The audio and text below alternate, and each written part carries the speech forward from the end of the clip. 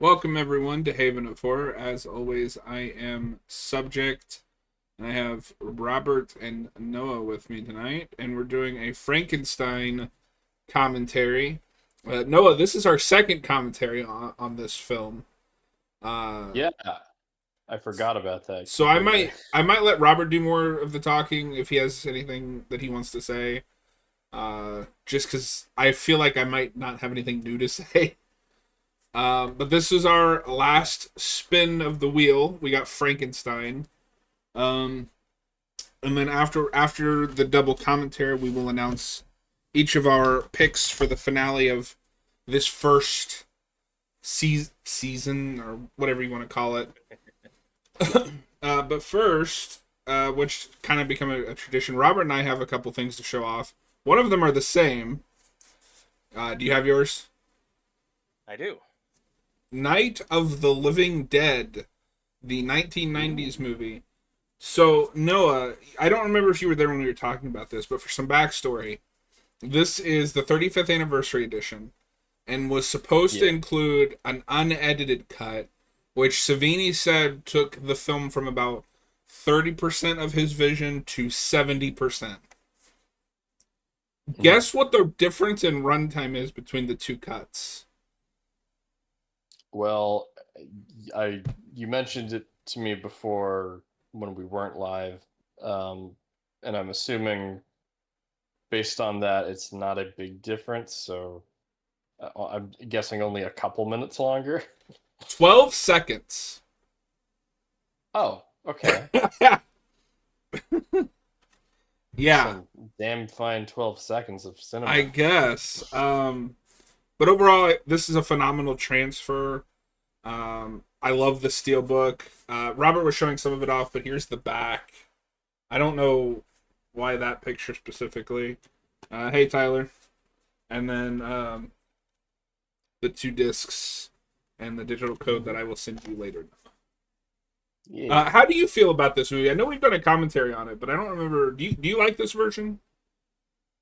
Yeah, I like the Savini movie. I greatly preferred the original, of course, Well, but yeah, but I do too. that it's an interesting movie. I love that versions of I love that version of Barbara. Barbara. Is he dead? Is he Yeah, dead? Yeah, And and then I couldn't remember exactly what I said, but that ending like caught me off guard when we watched that. Like I had a pretty big reaction to that. yeah, Yeah, it mostly makes good choices and where to change things to separate it from the original, but still sticks pretty close to the spirit and and plot of Tony Todd is just the the first correct game. choice.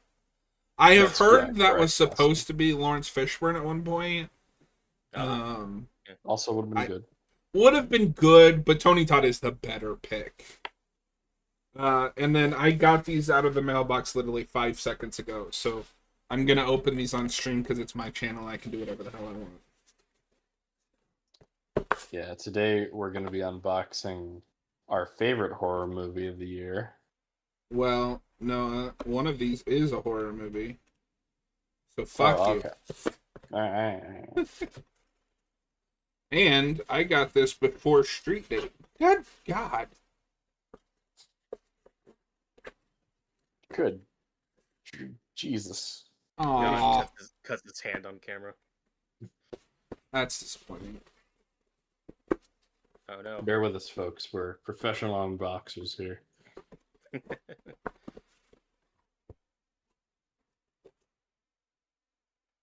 Nightmare Oh, on Elm yeah. Street. Ready. Yeah. Oh, okay. I completely forgot that was coming out soon. This doesn't. Street Date is Tuesday, but I ordered this through Grub, so I got it early. Oh, yeah. That slipcover looks kind of cool. No, I like the slipcover a lot. Um, Good picture of Freddy. yeah. Just in time for And the anniversary of number 2. well, that's why we're doing the commentary soon. I do, and I Yeah. also really like the red spine.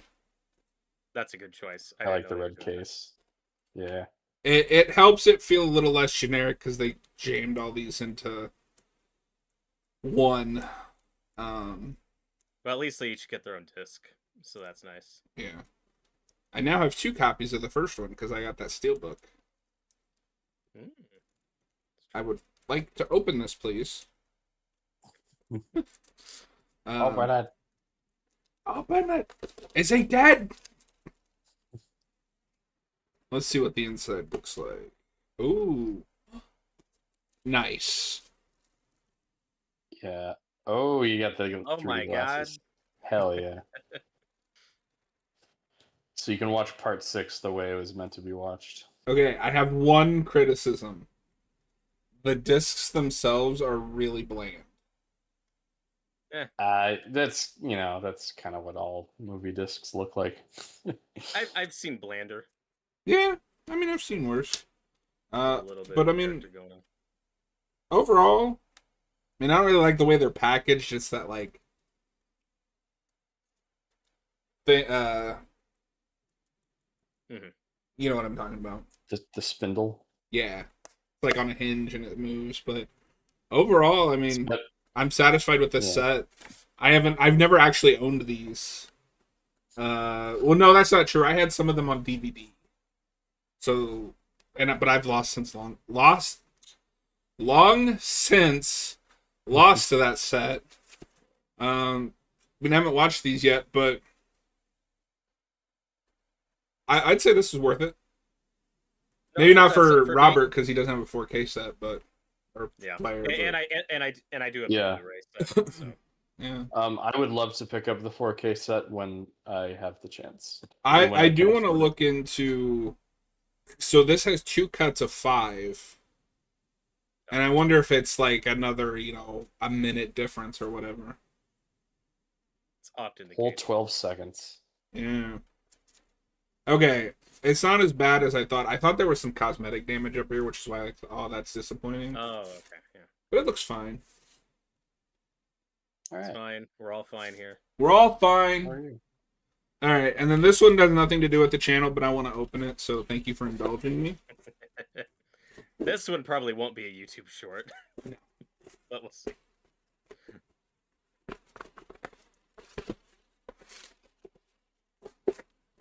It'd be slightly more appropriate on our other channel, but I mean, even then.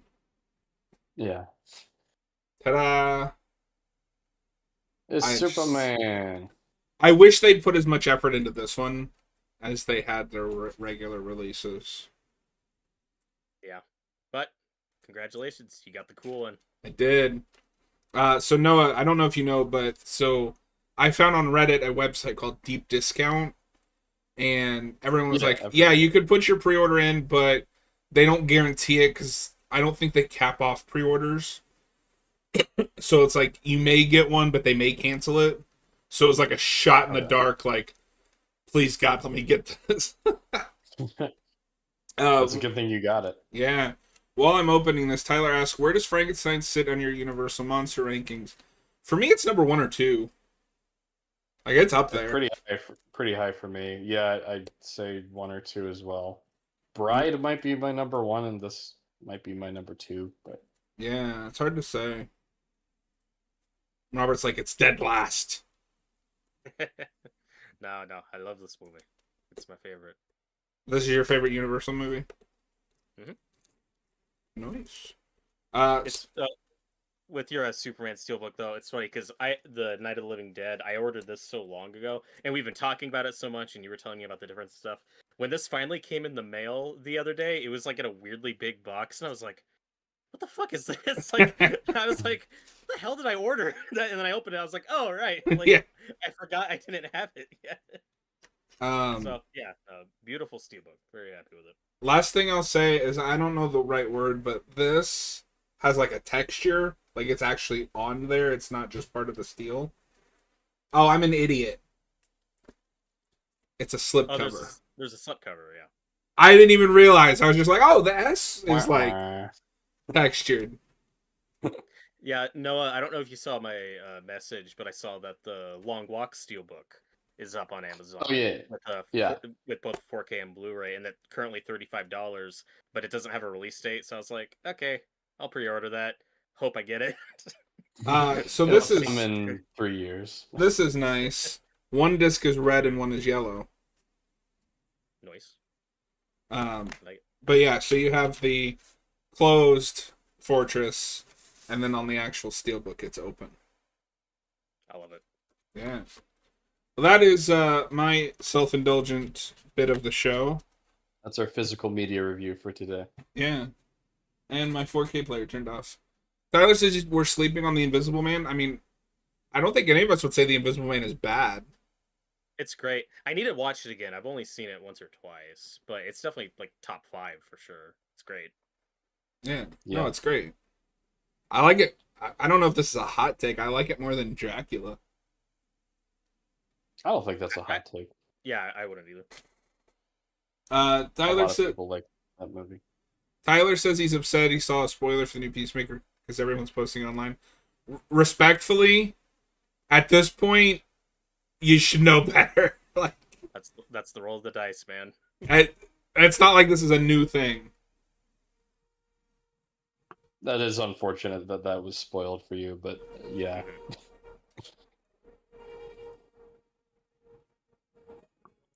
But anyway, Frankenstein. Yeah. Yes. All right. So this is the commentary for the 1931 Frankenstein. Noah, who directed this again? James Whale. James Whale. Yes. Correct. Yeah. Okay. God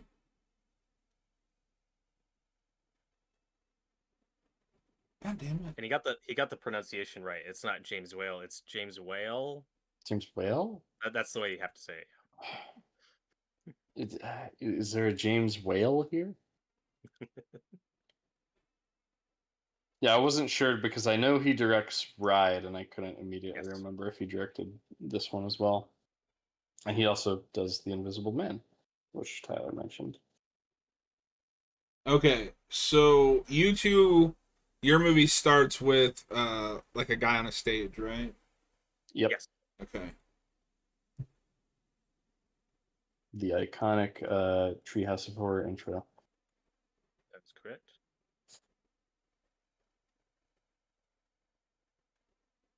Oh, yeah. So does mine. So do we want to get past this and then we'll just start at the... Because it won't let me... Oh, wait, it will. Never mind.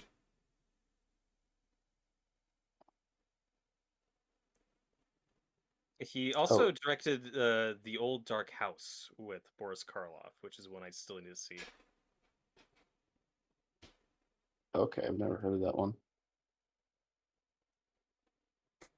Oh, so we are going to be starting with the guy in front of the curtain. Well, that's what I'm asking. Is that what you... Yeah, That's because that's how the movie starts. Prologue. Yeah. All right. Is everybody at timestamp the beginning? Yeah, timestamp 0. All right. I'm good.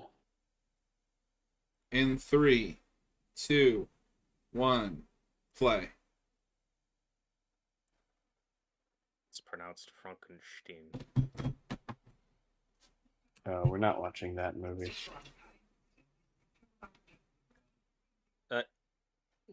Noah, do you think it's an odd choice that we use Edward Van Sloan here, who plays Dr. Waldman in the movie?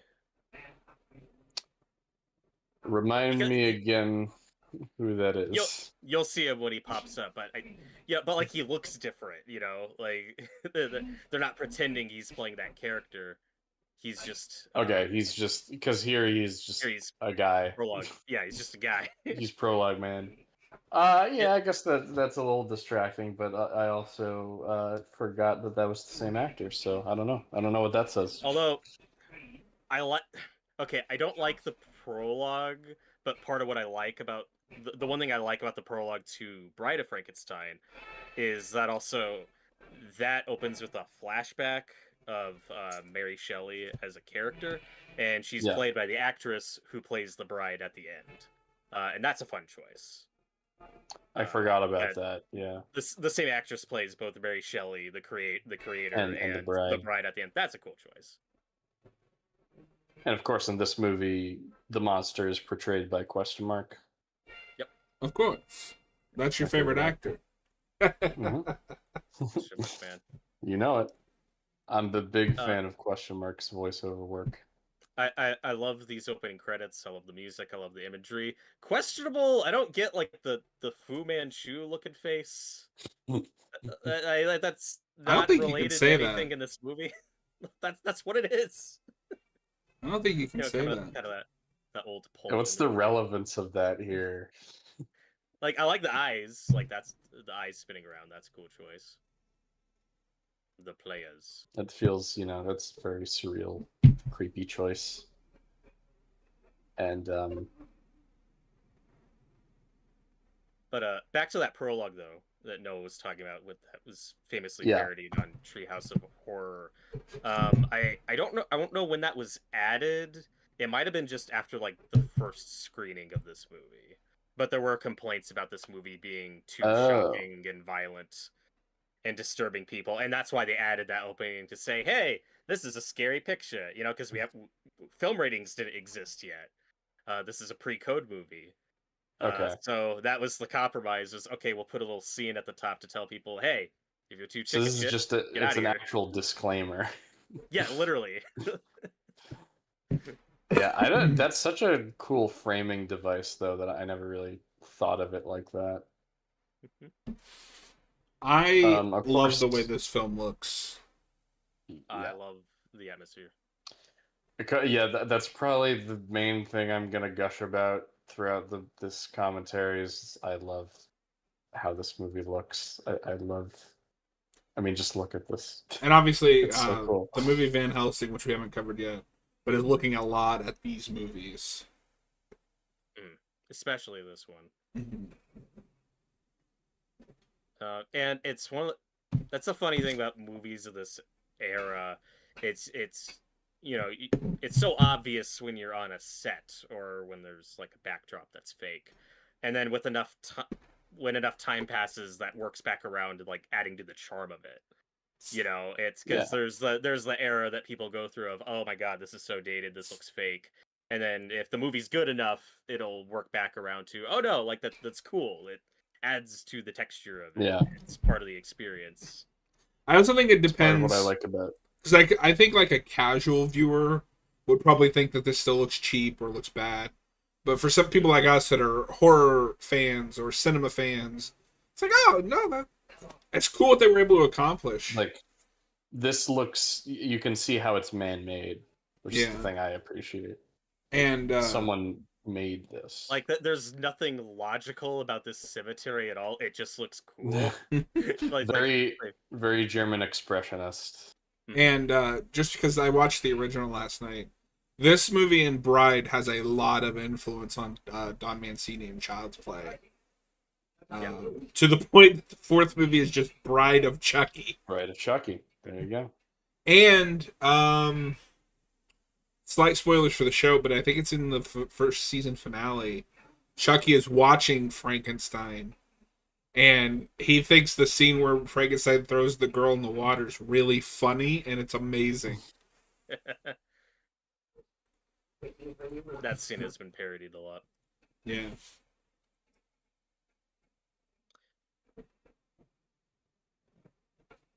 I will say, I like, real quick, I like this movie a lot.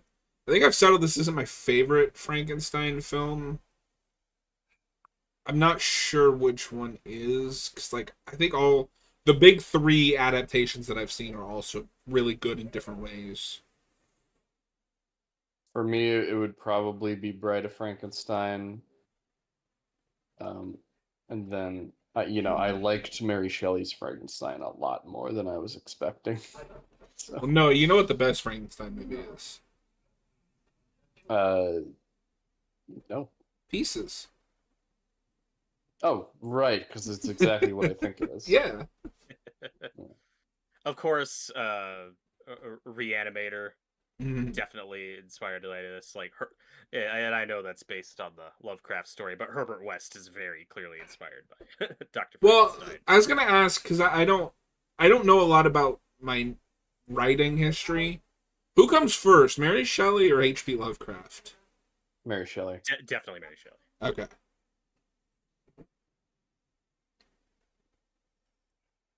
Shout out to these two actors. We got Colin Clive as Dr. Frankenstein and Dwight Fry as Fritz. They're like kind of unfairly forgotten in like the faces of Universal horror, because obviously the ones people think the iconic ones are your Bela Lugosi, Bela Lugosi, Boris Karloff, to a lesser extent Claude Rains. Mhm. Yeah. But like those are the big ones that people, and of course Lon Chaney and Lon Chaney Jr. But with these guys, I think part of it is they both died kind of young, so they're not in a lot of like the later movies. Mhm. And Dwight Fry here was also as Fritz the Hunchback was also Renfield in the Dracula movie, which might be his best role. Oh, at okay. least in this run. Yeah, He completely transforms in this. It's he wouldn't have does. thought that that's the same actor. it is kind of funny. I went from having not seen any of these to, since I've started the channel, this is like the 4th time I've seen Frankenstein. Oh, and Noah, this is the guy I was talking about, Edward Van Yeah. Sloan, who was also Van Helsing in the Dracula movie. So we got a Yeah. couple of, these movies came out the same year, Dracula and Frankenstein, and we already have a few cast members carrying over. If I can get on a soapbox for just a moment, Go ahead. I've been seeing a lot of people complain more and more about a lack of original ideas in Hollywood. We've always lacked original ideas. It's the problem is that the ideas that we're doing aren't good. This is an adaptation. It literally goes back to like the start of cinema. That's Yeah, but most of the iconic films of this era are based on books or. and you can say that about almost any decade. Mhm.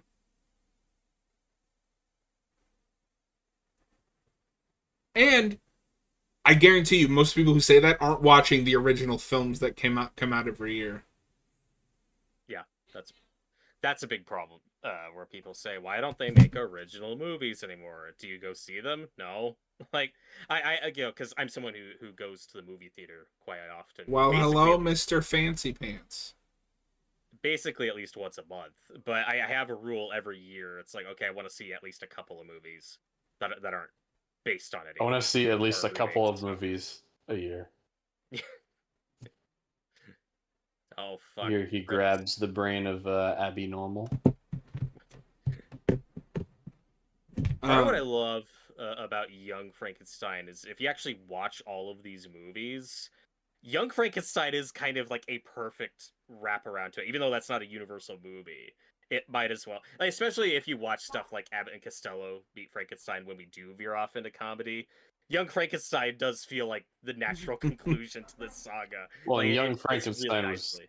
that was probably my first Frankenstein movie. It Oh, was an early one for me too. So that movie holds a special place in my heart. I need to see that again. Okay. I Now- love it.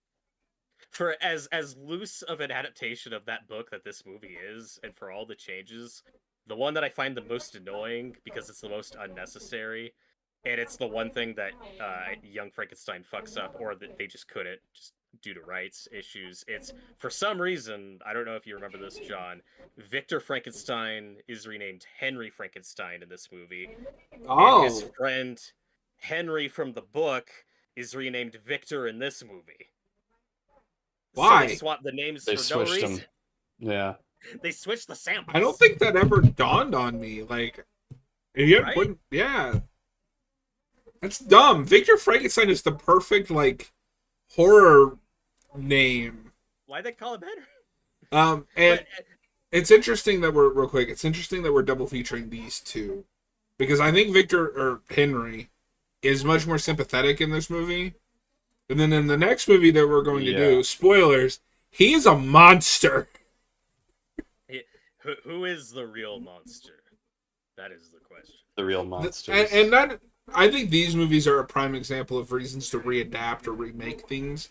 I love these movies, but when you make them later in time, you're able to delve a little more deeper into the psychology and themes of the piece. Whereas this is trying, but it's also held back, I think, by its time and the different things that you are allowed or not allowed to say on screen.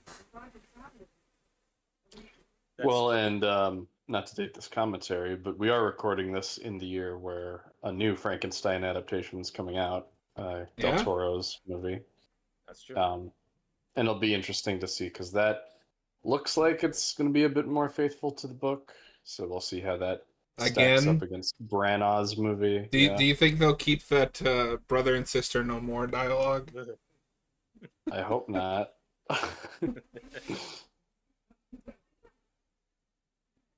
And I think that, to your point, John, only helps this film where if for some reason we just never touch this material again and this was like the only real Frankenstein movie, I think you'd see more criticism and pushback of it. Like, well, yeah, but it's not really the book. It's so different. It's part of what helps this movie and its legacy is the variety and adaptations. Like, Yeah. if you want something closer to the book, you do have that now to compare and contrast Because and everything in between. I'm very critical of adaptations, but I can also separate. I'm going to use. Sorry, no, I'm going to bring this up again. I'm going to use The Shining as an example. Wonderful movie. Wonderful movie. I like it a lot. But it is fundamentally a bad adaptation. These are two different things. It can be two different things, in my opinion. Yeah.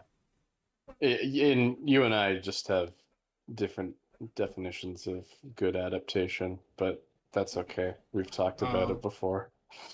You haven't read the book, you bastard. Hey, I've read the first few chapters. I liked what I read. Finish the book.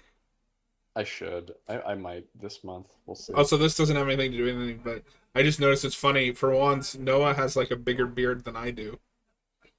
I do, yeah. Oh my god. I got a great big bushy beard. Aye, laddie. But I also think another thing that helps this film and its legacy is just the fact that it did have a really good sequel. Mhm. You know, at that, especially at that time, one of the best sequels ever made. And if you are a book purist or want more of the book, I mean, the second one, to its credit, does take more stuff from the book. You got the scene with him and the blind man. You got the monster wanting the mate and all those ideas. Yep. Like, so Whoa, if you look whoa, at these whoa. two movies, The monster wanting to what? wanting a mate. That's You the want story. a mate? No. But if you look at these two movies together, you've got like at least a decent adaptation of the book. There's more of it in there. Like when you look at the two of them together, even though they're again many changes. Well, I mean, And they're it helps that this they're movie's so both- short because this is right. not even Yeah, 90. This is an hour and 10 minutes. Yeah. And I think Bride is around the same length. So together, you got yourself a complete package. I'd be interested to see if there's like a fan edit that mixes the two. I'm sure there is out there. It's something I'd love to do. You know, just to stitch them together as one epic movie. I mean, they work really well watching back to back. I remember from when we That's what. did our double feature commentary. That's why it pisses me off that Bride isn't on that 4K set. It's on the neck. It's on volume 2. I know. Should put them together. That should have been the exception because that was just like the first for each monster. The first volume was. I feel like the only sequel of the Universal monsters that's at all talked about in like held up in as high regard as like the first installments is The Bride of Frankenstein. Which is interesting because I maintain that the slashers of the 80s are the next Universal monsters and how they're presented. Or at least with a couple of those, like people commonly are like, no, the sequels were better. Whereas with these ones, with this the Universal movies, usually it is the first one, and then the others, like there's good stuff here and there, but because I'm pretty sure that's the only sequel I've seen of the Universal monsters. I saw one of think the I'm just- Dracula ones. It was alright. Yeah, I'd like to go through all of them some year. Dracula's just one of those weird things where, like, I like the movies that I've seen more or less, but none of them have like blown me away. Yeah, I like the first one fine enough. It's not like Ironically, I think my favorite Dracula movie is not the Robert Eggers Nosferatu. mine too. That's mine. Right. Yep. Well, it's funny. Both of these stories have been adapted as many times, but I feel like for whatever reason, the Dracula ones seem to be remembered more because there's a shit ton of Frankenstein adaptations I still haven't seen that are so Yeah. forgotten. But there might be a couple good ones out there. I think vampires just have a more pop cultural appeal than this. Yeah. Because one of the things that I think Dracula struggles for me is a lot of the adaptations, are style is over substance. That's why I can't really get into like the Coppola movie. I love the Coppola Whereas the movie. Frankenstein movies tend to be more substance. And I don't want to say they don't have style. This one is very stylized. But to take Mary Shelley's Frankenstein, for example, that is a movie that is subtle in its style. In its look. Like, Frankenstein is just a guy with like lines on him. He is just a guy with a scar, yeah. Its style is the more yeah. It's in the dialogue and how theatrical it is, which may not appeal to people. I was just gonna say, I just thought your word choice is funny because subtle is not. Yeah, as soon as I said it, I was like, I don't know if that's the right word. But I get what you're trying to say. Yeah. It's a very loud, anxious movie. But in terms of production design and costume design, I think it's more period accurate than what Coppola's Dracula was going for. So I see. You get a little bit of it when you see Frankenstein's lab in that movie. Yeah. And this is, I want to tie that when he pulls the sock up, it's so unnecessary, but it's great. And I want to tie that back to another point I wanted to make about this movie. It's part of what makes this movie live on is this is the iconic imagery. You know, this is the Frankenstein everyone does when they're doing like a parody or a reference. It's also funny how faulty people's memories are, or like what sticks and morphs through cultural osmosis over the decades. Like, for example, we always just kind of conflate like Dracula's castle with there's also a Frankenstein castle, but then you watch this movie and it's like, oh no, it's like an abandoned clock tower. I always forget that every time I rewatch the movie. big one is, and this is kind of turned around to the point where now it's the, like, who doesn't know that is Frankenstein is the scientist, not the monster. Yeah. You're so smart. Did you know that Frankenstein is not the monster? It's that's why in my theory for the slasher monsters being the universal monster, the next incarnation, Jason is Frankenstein because he has the exact same thing. Did you know that Jason's mom was the killer in the first movie? Yeah. Yes. It's like we know. It irritates the crap out of me in Scream 4 when she gets that wrong. Kirby would know that. Oh yeah, that makes no sense. The other thing that people misremember about this movie, not the John Carpenter one, that's less talked about is the fact that he has a hunchback assistant here. I mean, that's not in the book. That's an invention for the movie. But B, his name is Fritz, not Igor. Not Igor. Igor is the Bela Lugosi character who's introduced in the third one. But then after multiple movies of that, and then I think what really made it stick is you got stuff like the Mel Brooks parody in Young Frankenstein, where you have Igor, where we combine those characters into one. That's when. And I feel like that's the version that I see when people like post pictures or whatnot. But I'm glad you mentioned that because then I have seen the third Frankenstein because I've seen Igor and he's amazing. Great. I love him. They hung me once. No, if you haven't seen that, you gotta watch it. It's peak. I should. I really need to watch through, especially the Frankenstein ones, just because Frankenstein is my favorite Universal monster. Tyler wants to know what do we think of Dr. Jekyll and Mr. Hyde? Like, which one? I need to see those. I haven't seen. Although the only one I've seen is the one in League of Extraordinary Gentlemen, which Poor soul. He's fine. I think that's the only one I've seen too. Now that I think about it. Fuck you, Noah. I forgot I watched League of Extraordinary Gentlemen. Right? I watched that movie a lot as a kid. I don't remember who made it, but there was a Jekyll and Hyde movie from this era, but it's not Universal. Like, Universal actually never did Jekyll and Hyde for whatever reason. Ice Nine is Kills funny has that a he's kick-ass in The Jekyll and Hyde Mummy. song. You mean Van Helsing? Wait, sorry, to who? No, I think he's saying that he's in The Mummy 2017. Yeah, the 2017 Oh, okay. Russell Crowe is. It's I was funny like- because you kind of think of Jekyll and Hyde being part of that lineup of monsters, but the classic Universal Technically not. monsters That's also never did it. not a property we do a lot with. Yeah. And that's what I've had this conversation with you guys recently where people are like, oh, well, you can't adapt it now because people already know the twist. It's like, just make it. Like, we haven't done one in a while. Like, just make a good movie. Who cares? Yeah. Just stick closer to the book.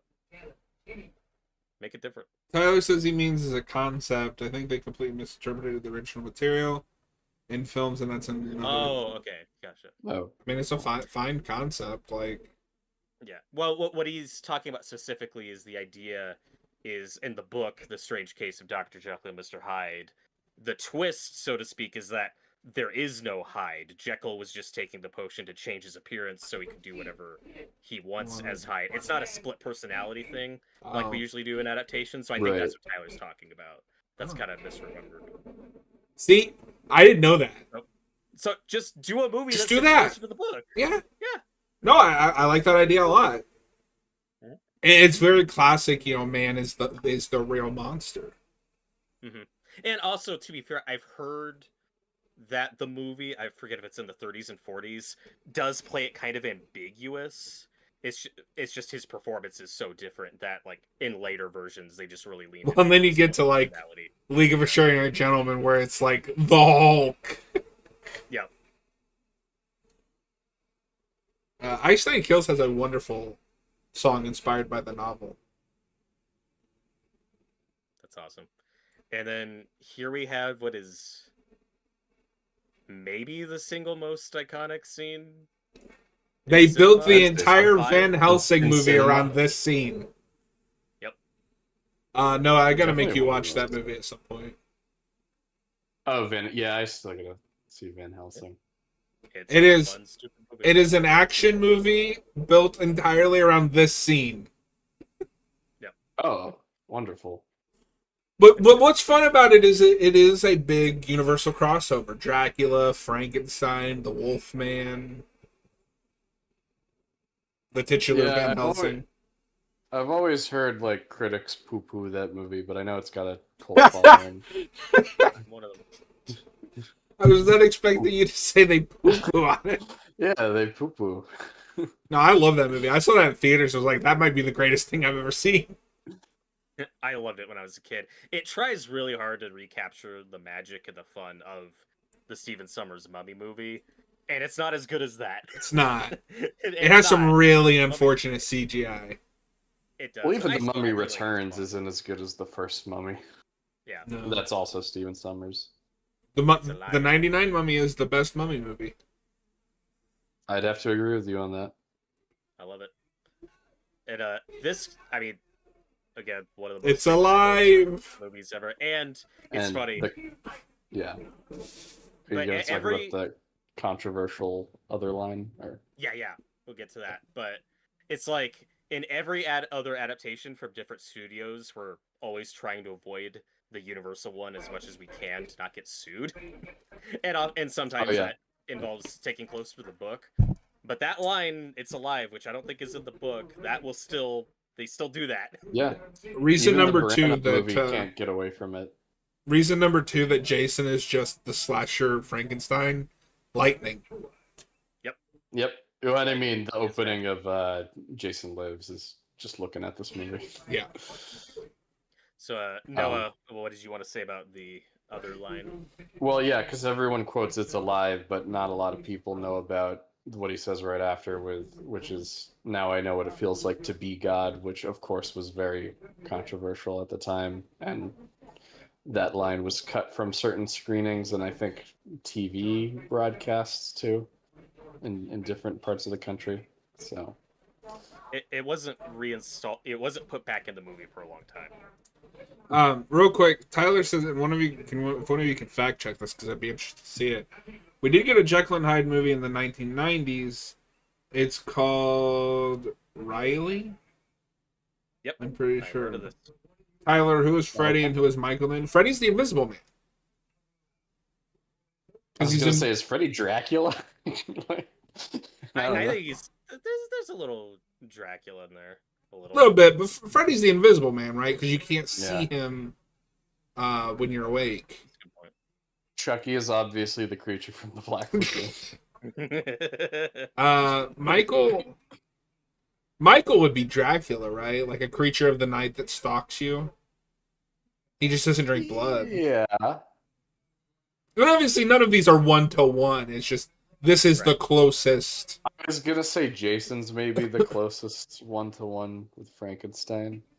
Yeah, Jason. The story of Jason. I'm sure it's on complete accident because as much as I love those movies, they weren't trying to do this. Completely on accident. Tyler, who would Leatherface be? Leatherface is kind of a Also different breed. Frankenstein. Leatherface is kind of a different breed because he's not like the other slashers. Yeah. I don't know if he has one.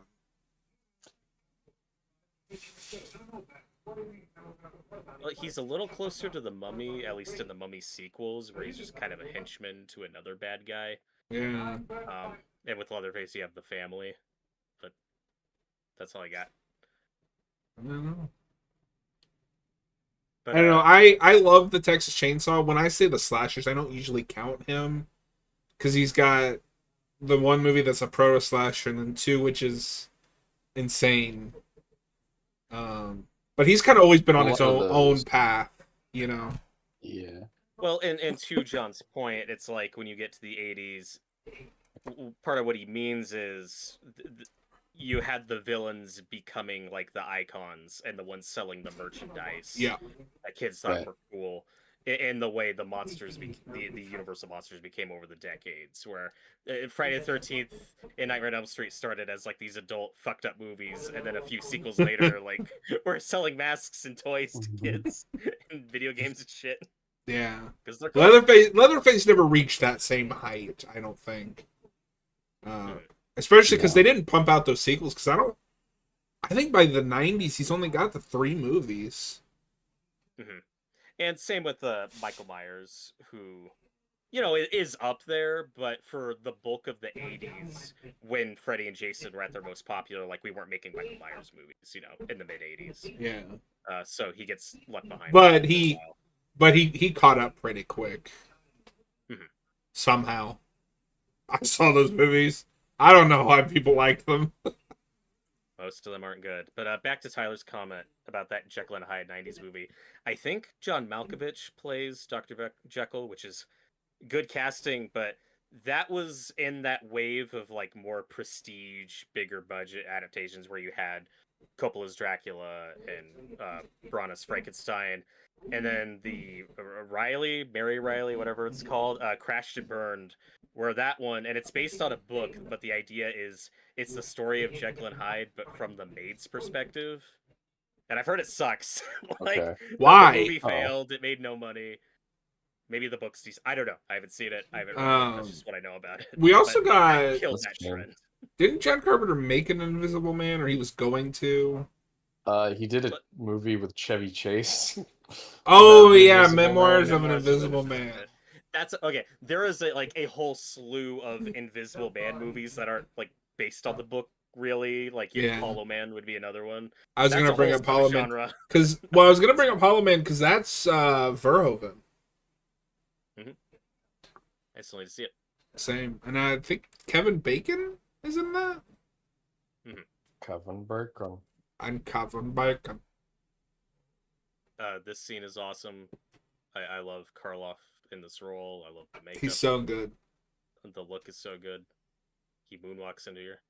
Last thing I want to say on this, for the slashers to be universal, it isn't 1-to-1 because I think multiple slots. Like Jason is Frankenstein, But I could also make that same case for Chucky in some ways. He's got the stitched together look, and he gets a bride, and it's all very influenced by some of this. Jason never got a bride. No, he doesn't care. also- He just wants to kill people. Especially when you're looking at the franchise where you do all like the body swapping stuff. Mhm. And then you kind of get that with Frankenstein with the brain swapping in some of the later sequels. Yeah. We talked over it, but I love the zoom in shot to his face. Yes. It's kind of a proto jump scare. Like, it's not literally a jump scare because there's no like sound effect accompanying it, but like those hard cuts to his face were like That's what makes meant it to creepy, be though. shocking. Yeah. Yeah. And The for a fact that there's 1931 no audience, music. it's like, Yeah. And to your point about adaptations as well, I feel like every horror show that that you watch, if it's a drama, does a Frankenstein episode. yes. But this is the iconic one. The bolts, the sewn. flathead. Yeah. Yeah. I think even Scooby Doo does this one. they do. There he is. Look There at he this figure's is. great. It's Boris. I'm just Okay. gonna talk like this for the rest of this. There we go. Oh, It's okay. There you he's go. doing the thing with his Hey. arms. Hey, we got a special guest here. Frankenstein's monster is here with us to talk about his movie. What was it like filming this scene, Frankenstein's monster? Roar. Oh, okay, yeah. Very interesting. Mm. All right, go. All right, we have had enough time with you. Roar. You're not welcome here. Get out of here. Oh, Okay, so Robert, I gotta ask, how many copies of this movie do you own? One. That is actually the box to the action figure. Oh, okay. But I thought it Okay. looked cool. Yeah. So I got the full like Universal box set. And then you just took the okay. It's like the Friday set where like you get the individual cases, which is nice. Would have been nice if they. I don't want to sound ungrateful because I'm glad I got that 7 film set. I really wanted that steelbook one because each one is the individual case and it's the original poster for each one. So When we Fox watch is afraid of Nightmare fire. 6, we got to do it in 3D. this is where we establish his fear of fire. And one thing the movie really pulls off is like you instantly empathize with this creature. Like they waste no Yeah. time in making sure you know that. Oh no, Fritz is the asshole. Like you're So, supposed to. hate him. I just had this thought. Do you think Romero's totally looking at this when making Night, right? A little, yeah.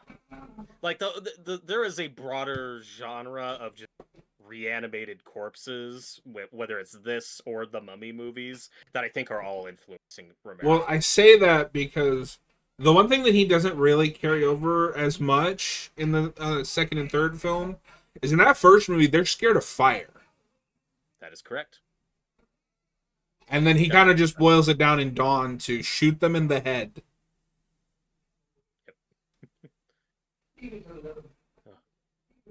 And this is a little similar to the book where Dr. Frankenstein is like, "Oh God, I fucked up. What have I done?" But What have I doesn't done? He doesn't abandon the creature in this. Like he doesn't. It's kind of funny in the book because he like takes a look at the creature and then like immediately goes to bed, like tries to forget about it. Tyler asks Like, if that's as we all would. Tyler asks if that's the only Universal Monsters NECA The figure. that you have. I have recently. I got the Dracula one, which Oh. is really cool, and I also have the Wolfman and the Creature from the Black Lagoon. Those are the ones I currently have. Arr. Yeah, and that's like the big point of contention, I think, for fans of the book who aren't crazy about this movie is making the creature not talk. So I get it. It's a different take, but again, Yeah. it's cool that you get a I'd- little bit of that in the sequel. I think that's why you need that in Bride together, because that's where you get that stuff. But even in Bride, he doesn't speak in full sentences like he does in the book. but Yeah. you know, that's He's not philosophizing as much. yeah. That shot was so cool when we see Fritz's corpse hanging. You know what we gotta watch? I Frankenstein. Oh God. The Aaron Eckhart one. Yeah, I never saw it. I didn't either. I own it on Vudu. I've never watched it.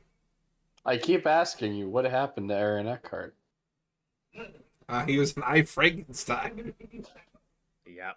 No. I keep saying, can he come back? And he No. should come back. No. Oh. He was an I Frankenstein. That's punishable by death. That's not his fault. I think there's a continuity error here where when we go back to this room, Fritz's corpse just disappears. Like it's just not in there anymore. It spawned out. Well, you see, that's because he ran into memory overload. The video game couldn't hold any more bodies on the floor. Yeah. It's like when you beat the story in Arkham Asylum and you just go through the asylum and everyone's empty. Well, famously in Resident Evil, because the PlayStation couldn't really render bodies like that, when you'd kill a zombie and you'd come back into the room, they were gone. Yeah. But I think that actually worked for the best, because it's like, are they really gone? Are they gonna get back up? And of course the answer is no one's ever really gone. Oh. Oh my god, they're I like wrestling. the shoes. Wrestling.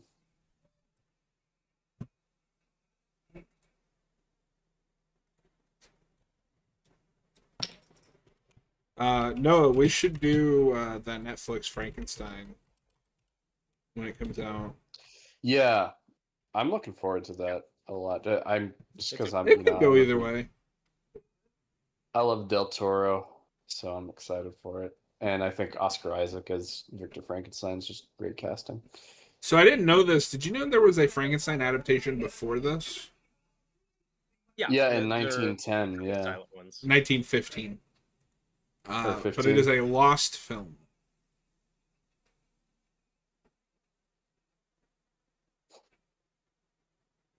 Yeah, this is the iconic one, but I often forget that there was a few other adaptations before this. This set you can really see like the German expressionist influence. Yeah, with all the just like leaning structures, the shadows. Good lord. There's a list on Wikipedia of how many, like, of all the Frankenstein just appearances, not movies. There's a lot. Oh yeah. Can't forget Frankenberry. Oh no. This list includes the porn parodies. Oh my god. Well, Well, we have to watch those now. it's good. It's a comprehensive list. I'm sorry, what? I'm not watching those. No, that's what Noah's looking forward to the most. No, you two can do that. I'm not gonna watch the one where Frankenstein walks in and goes, Anthony. Okay, I'm gonna cry foul on this a little bit. It is including Frankenstein-esque characters. So, like, for example, in Dragon Ball, there's a character named Android 8 that is influenced by the design of Frankenstein. So they've put it on this list. I cry foul a little bit at that. It's so hard to like draw a line somewhere. Like when we were doing the Scooby-Doo commentaries, we were talking about like the creeper. You have a few monsters like that are like inspired by Frankenstein, but then there's another episode where they do like a bunch of monsters, and one guy is very literally supposed to be Frankenstein's monster, where he's like walking like with his arms outstretched like he does in the sequels. You know, so you have like a very direct parody in one, and then others that are more Well, and then inspired. Down here, I haven't seen it, but it lists the new Lilo and Stitch. Does that just mean she was watching it on TV? Is that like, are we counting that? That shouldn't count. We have to cover it for the channel now. Ugh. Well, it is horrifying, from what I've heard. It's Robert's favorite film of the year. Alana means family. Except Just for that movie. kidding. Just kidding. You're going to the home. Nope.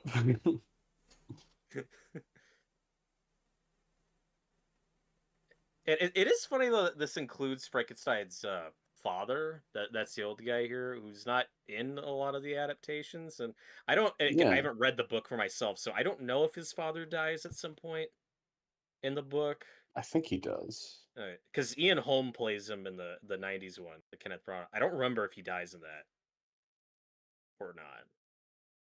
I haven't seen it since we did Been our so long. commentary. It's been so long since I've read that.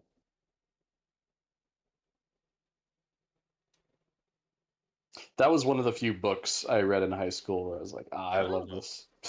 Oh, that's awesome. I really need to read the book. I'd like to do more books on the channel. It's just that's a lot more of a commitment. Mm-hmm.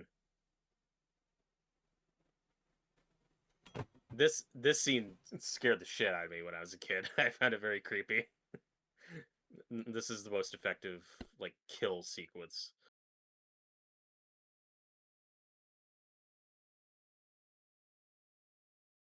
He's waking up.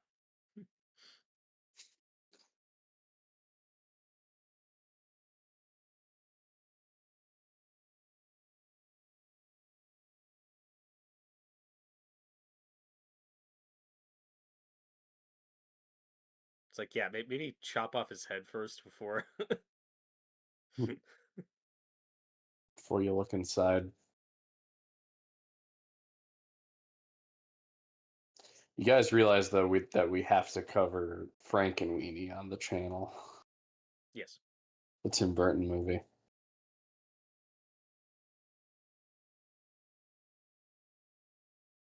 Yeah, the suspense here is just great.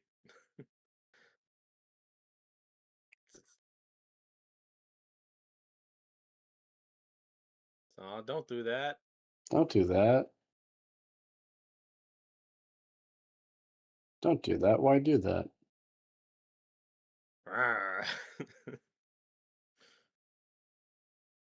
Keep thinking he's gonna trip and fall down those stairs. Those big ass shoes. He just looks kind of fed up. Let me ask you guys this real quick. In your opinion, is this the first, like, the villain is, the monster is not the villain, he's kind of the victim? Yeah, that's a good question. I mean, one Definitely of the an first early- examples I definitely- can think of. It's up there. Because even Dracula, which is technically the first of these, does not have that. Like, No, he is the villain. he is the Of villain. that movie. He is the villain of the story, Robert.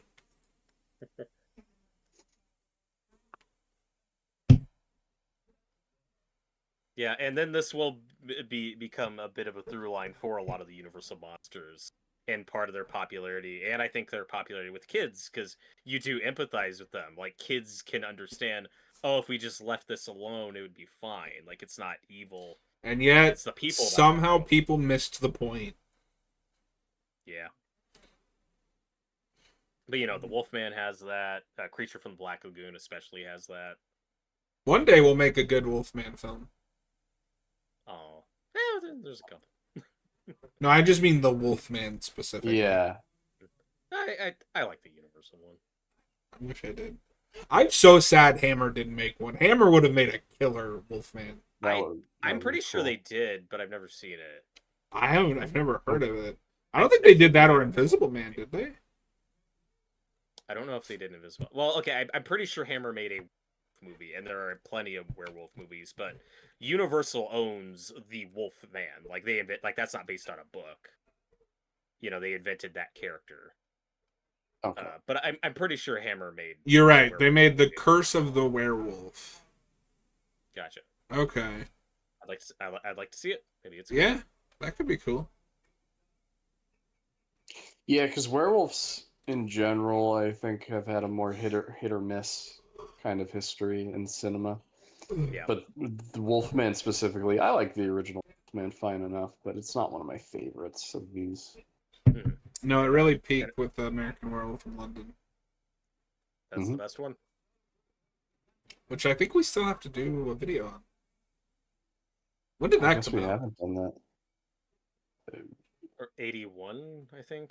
Early. Not 80s. 85. not 85.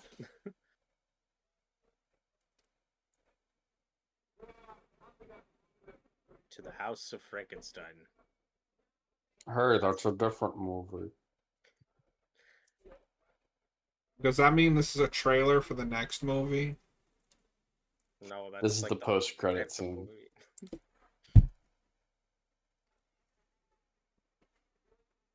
Noah, earlier you were talking about that line, that infamous line, the "Now I know what it feels like to be God," that was Yeah. cut out of this for a long time with backlash. That's the type of backlash that I feel is really funny when it's like, oh, so the people complaining about that completely missed the context, where it's Yeah. like, you're not supposed to agree, like, because the controversy That at the guy's time was, oh, crazy. that's no, it's like it was specifically like, oh, that's blasphemous. You can't say that in a movie. You can't Yeah. compare yourself to God. And it's like, the movie's not on his side when he says No. that. His Yeah. Well, he's responsible for his obviously, own downfall. yeah. I mean, I that still happens to this day. People just Yep. focus on what's being said, not how it's being presented, not how it's being the context. Yeah, we It's like just- to talk about we like to talk a lot about lack of media literacy in like film criticism now. It was going on back then too. Yeah. Nothing's changed. Just those people are louder now because we give them a platform. Yep.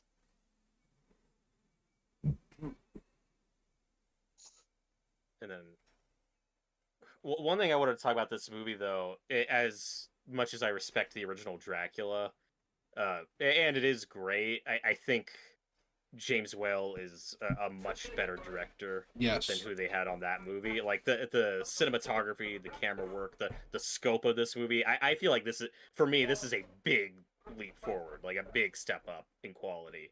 Yes. After Especially Dracula. the audio. Yes. That's a big jump in quality from Dracula. Well, Yeah, it's and just speaking of audio, a sorry, shame. John. A shame how these directors were treated. Yep. Yeah.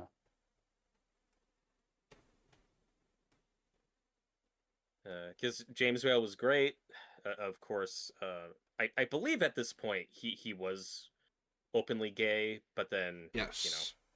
got more controversy for that later, and I think that's why Universal stops working with him, which is unfortunate. Because because he does this, he does Invisible Man, and I think Bride was his last like Universal monster picture. Dude just came in, made the three it's best unfortunate. Universal monster movies, and left. Yep, he was great. Based. No, because Yeah. I really don't know if I want to get too deep into this, but Mhm. I think you can make a reading for the whole like them fearing Frankenstein for what he looks like can be read as subtext for how people would treat Whale for being gay. But Yeah. we also, particularly when adapting Frankenstein, we also look at it as a metaphor for racism a lot, all that kind of stuff. But I think there's definitely a lot more, whether intentional or not. I think there's even more like queer subtext to Bride of Frankenstein Yes. than there is in this one. Now, admittedly, before y'all come at us in the comments, at least me, I am not qualified to talk for that. I have not had that experience. But I don't think it's controversial to say you can read that into these films. I think it's a valid reading if someone wants to read into it that way.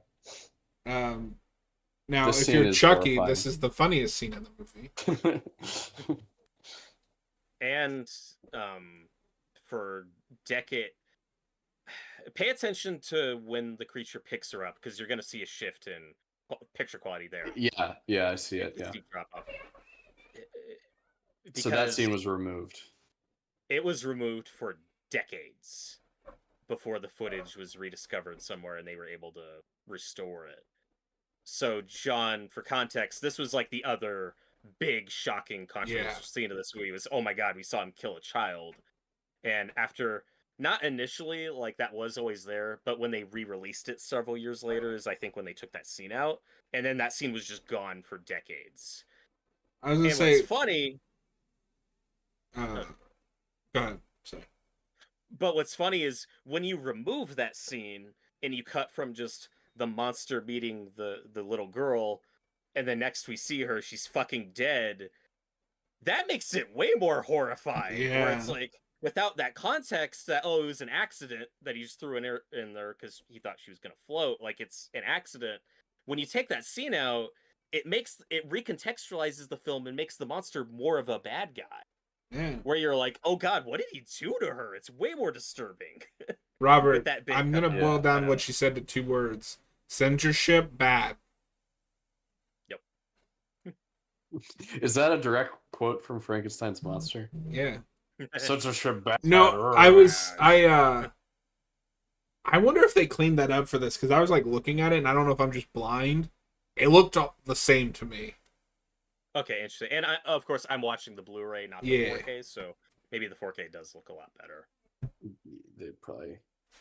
Yeah, and I'm also watching the Blu-ray. I do have to say though, I mean, this looks amazing for a Blu-ray. It looks so gorgeous, yeah.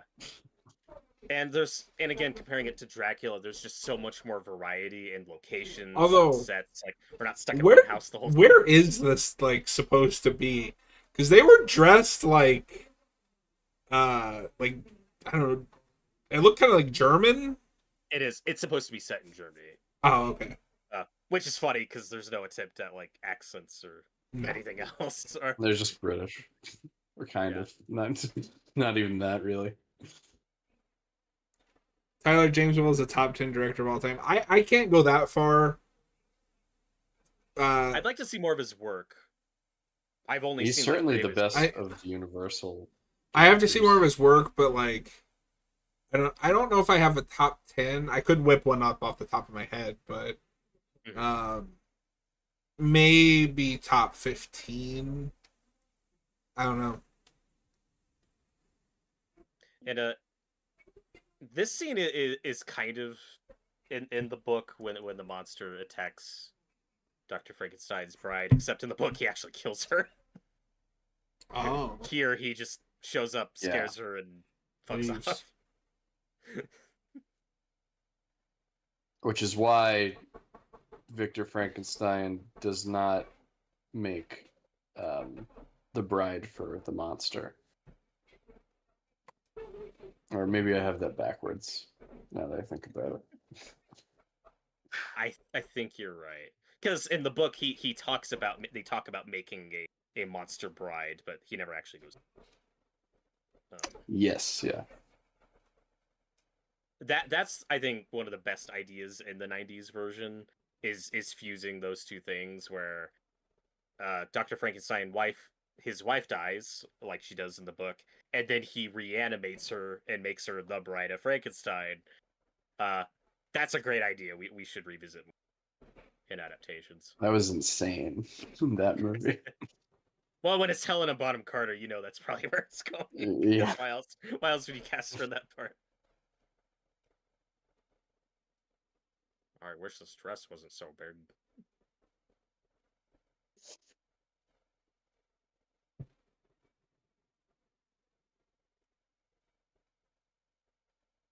And as we all know, Frankenstein's monster is known for his stealth. when are we gonna get the Frankenstein stealth game? It's like a Batman Predator map. Yeah, I'd love that. Just Frankenstein on a gargoyle and he drops down. And again, it's just Karloff, his physical performance is just so good. There's just something unintentionally funny about that. Ah,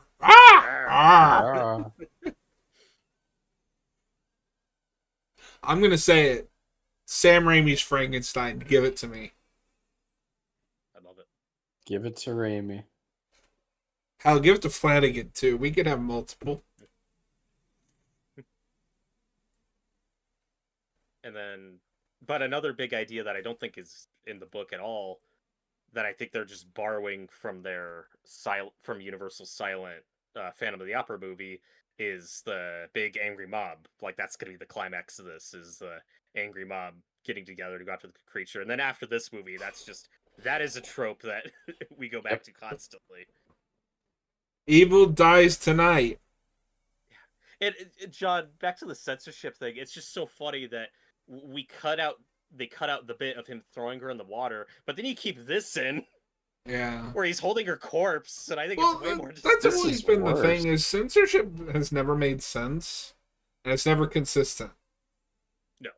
Because you don't actually, because the people who are demanding these things be cut don't actually know how the people watching it are going to react. They're just assuming that people will react this certain way. Often it's, this thing isn't made for me, and I want it made for Yeah. me. And then I'll complain about something else. Of course.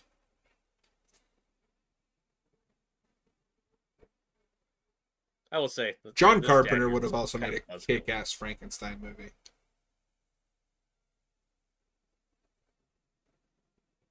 This is a lot more warranted of an angry mob forming than in the Branagh movie where, hey, this guy's got a scar on his face. Fuck him up. Yeah. This guy's kind of a buzzkill, though, admittedly. Like, you know, they're all partying, having It's time. a Like, bring in a dead child. yeah, who does that? You should have brought her in and be like, I found dessert! Put her in Oh my put her in God. the oven. Oh, Jesus. Well, that's been said. Ooh. Well, hopefully The opinions of John do not reflect the opinions of the rest of Haven of Horror.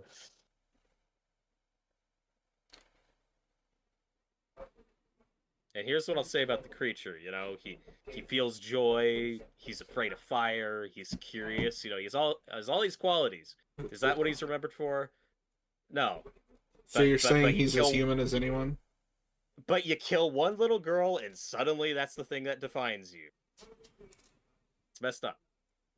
So what you're saying is that he's as, he loves, he gets scared, he's as human as anyone. Yep. I think that's the moment the theater was like, "Yep, this is my new favorite Superman movie." I really want to see Frankenstein's monster give that speech. I want it. I need it. I need to see that. Me get scared. But Frankenstein, you drowned a little girl. That was an accident. Oh, okay. Oh God. Get no, your with butchers, get your with the pitchforks. Branagh version, doesn't he kill someone? That's why they form that mob. Because the monster in that is a lot less evil. victim, more evil. Not necessarily. It's closer to the book where he's a little more angry. morally gray. Yeah. The scene I'm thinking of, if I remember correctly, that was right after he was made. That's like before he finds the family. Oh, okay. So I think it was literally he was just like walking out in the street, and then people were. Have like, you ever tried not "That being guy's ugly." Frankenstein's monster? Yeah. Yeah. Oh God. Hopefully this is the worst thing Germans ever do. When did this come out? 1931. Well, oh. it's That's problematic commentary. I'm sorry. Speaking of which, Yeah, have no. you guys seen the new episode of Peacemaker? Topical. But to what John was saying earlier, though, like if this was made just a few years later, they probably wouldn't have set this in Germany. Absolutely not. And again, it'll only like vaguely, like they'd ever get too specific. Also, it's funny when you watch like all these Universal movies, like the timeline is all fucked because sometimes they're period pieces, sometimes they're set when they're made, but then when they start crossing over, you realize like the timeline is not. It makes sense. Well, Robert, It's okay. The world evil just never kinda looks dies. like this. That's true. Will evil die tonight? Yeah. Well, it's funny that this is set in Germany because Nosferatu, which is just a few years before this, I forget what year that came out, Maybe 10 years before, but yes, is a German film. Mm-hmm. And it's hilariously just a ripoff of Dracula. Shamelessly. Yeah, no, and you know, you see a lot of German expressionist, you know, influence on American cinema in this era, and we're just a few years away from the Nazis being the biggest evil in the world and us being at war. Like, Well, there's and like a real shift. this is how bad I am with silent movies. I never understood the ripoff thing to the not completely, but like I didn't get how much it was until I watched the Eggers movie. That is just like a normal movie, Like, and I was like, yeah, oh no, this is Dracula. Dracula. This is Dracula. But also in the 1930s, you get the American adaptation of All Quiet on the Western Front, which is a great anti-war movie. It's one of so the best, funny you and bring that up. it's set in Germany. Like, the Germans are Well, the no. protagonists. Hold on, I gotta make sure I'm thinking of the right movie because that is connected.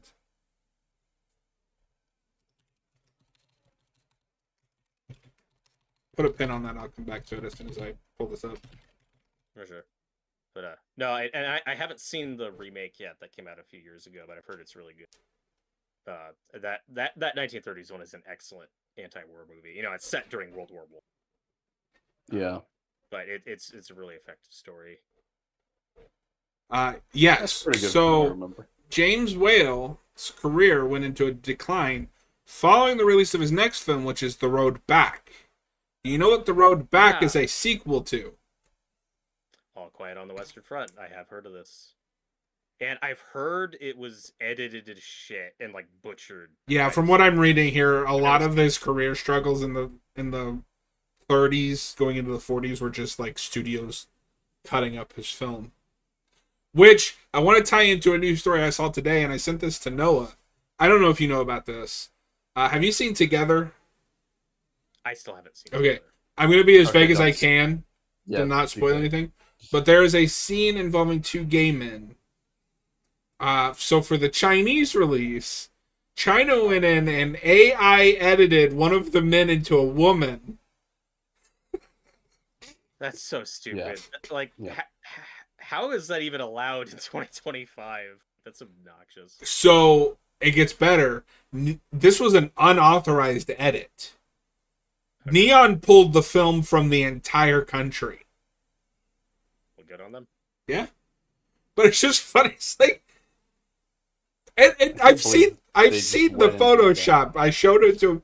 It looks terrible. It's clearly just Yeah. a I can guy. imagine. Yeah, that's awful. When I saw that, I was like, "What am I looking at?"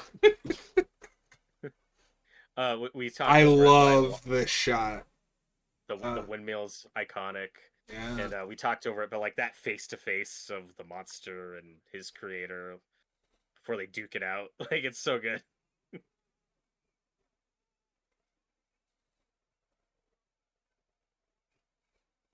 And but I do think there is an intentional tragic irony here Yes. that the angry mob is going after the monster and wants him to burn, and then we'll save Dr. Frankenstein, not understanding or not having the full context that no, he's the one you should be mad at. He's what started this whole thing. Well, and I'll tie that back Yeah. to my point earlier of Romero looking at this.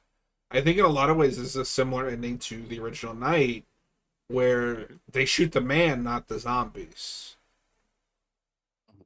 That's true.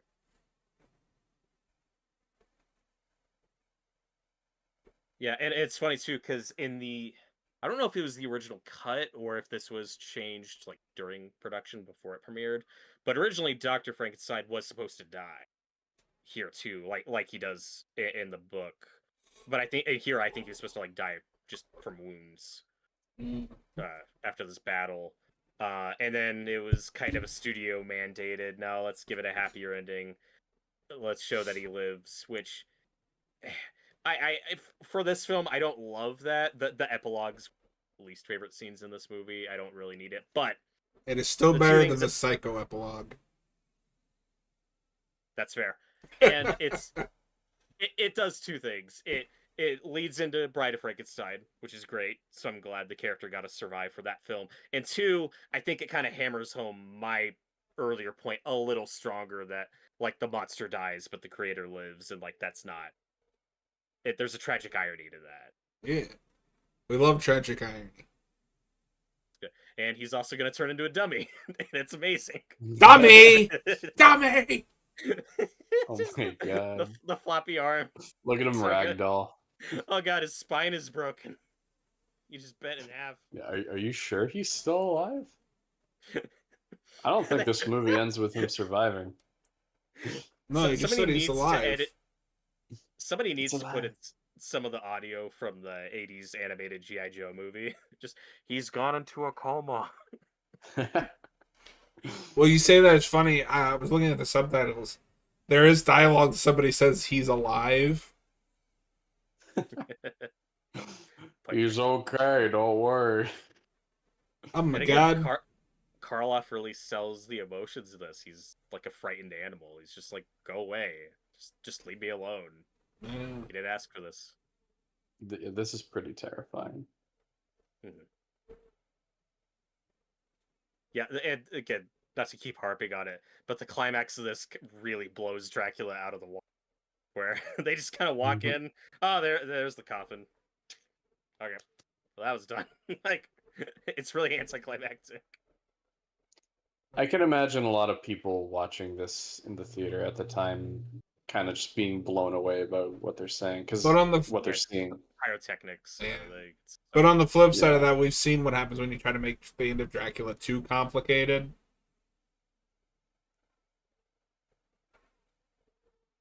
like, Oh, you guys haven't seen Dracula 2000. That movie's nuts. No.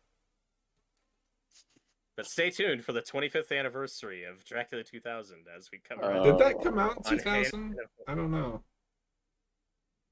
Why else would it be called Dracula 2000? Because film studios are dumb. Did Blues Brothers 2000 come out in 2000? I'm pretty sure. Oh, it did That was come out in like 2000. Hey, I in don't my know why that's defense, the first one I internationally, it was released as Dracula 2001. Fuck you, Robert. Yeah. Well, okay, and the Blues Brothers 2000 came out in 1998. Yeah. So what are What are we you doing? what are you giving me shit for? Yeah, but I knew that Dracula 2000 was. Did you know it got a trilogy? Yep. I haven't seen him. I think the second and third one are like made for TV. So, like I said, I've never really cared for this epilogue. I don't think the movie needs it. I do like the final line where he toasts to the House of Frankenstein. That's got a nice bit of kind of dark comedy to it after everything we just watched. and especially factoring in like the legacy of like it's kind of here's to the sun, to the House of Frankenstein. That is a good final line, especially in the canon. That's kind of cool. But then the second one, Bride of Frankenstein, the exact same thing happens, where Dr. Frankenstein is supposed to die at the end, but then the studio got cold feet and wanted a happier ending, so they reshot it so he lived. Yeah. And that one I think is unfortunate. He should die at the end of it. Everyone should die at the end of that movie. It's the only thing wrong with it. Everyone should die. That's what Robert's saying. Robert's like, I want more death. Oh, and the monster was played by Boris Karloff, not a question mark. Damn. I've always thought that was a little classy, kind of cool that like they keep his identity a mystery at the beginning, but then he's still credited at the end. Yeah. That's nice. But that was Frankenstein. There's also just like an ominous feeling to it when you're looking at the cast list, and it's like, one of these people is just a question mark. Yeah, That's creepy. that's weird. Noah is scared of question marks. That's why the Batman Arkham games are horror games. There's so many question I know. marks. There's too many. Yeah. The last thing I wanted to talk about with this movie that I think is part of why it holds up is both this and Dracula. I don't know if you guys noticed this. They don't have any score. They don't have any music during it. It's just the opening and ending. It's a lot less noticeable in this one because there's so much going on with the sound, especially in like the laboratory sequence and like thunder, and then you got the angry mob. Like there's a lot more sound going on that's kind of distracting you from the fact that there's no music, there's no orchestra playing over it. Yeah. In Dracula, I think it's a lot more noticeable because there's a lot of dry, quiet, Mm-hmm. And there's like static scenes. there's like a light hiss going on throughout the whole soundtrack of that movie, so it's a lot more noticeable. Like you said, the audio is a lot better in this one. But yeah, this movie is almost 100 years old, and it's great. I love it. Yeah, it's very good. Great performances, great script. The original tragedy horror film. It's up there. But yeah, well, that has been our commentary for the original Frankenstein. The second one, if you're me and Noah. And if you liked this video, please consider hitting that subscribe and like button. And we'll see you guys on the next one.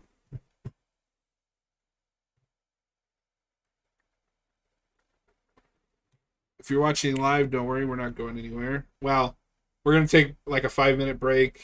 I'm going to put away my stuff, and then we'll do the Hammer movie. I think Noah and I are going to be watching this with ads. Robert, how are you watching this? I am going to be watching the Blu-ray Oh. that I borrowed from my friend. Oh. Boo. I thought you were cool and owned it. No. But yeah. But for anyone who does not know, this is currently free on Vudu with ads. So that's how I'll be watching it. Because Noah's going to be watching it that way, so it won't. Yeah, I'm also going to be watching it on Vudu as well. I was going to watch it somewhere else at first, but I feel like our ads will probably sync up more if we're watching it in the same place. So we will be back in about 5-ish minutes. Noah, during the break, I'll send you those codes. So yeah, cool. Keep an eye on that. Be right back.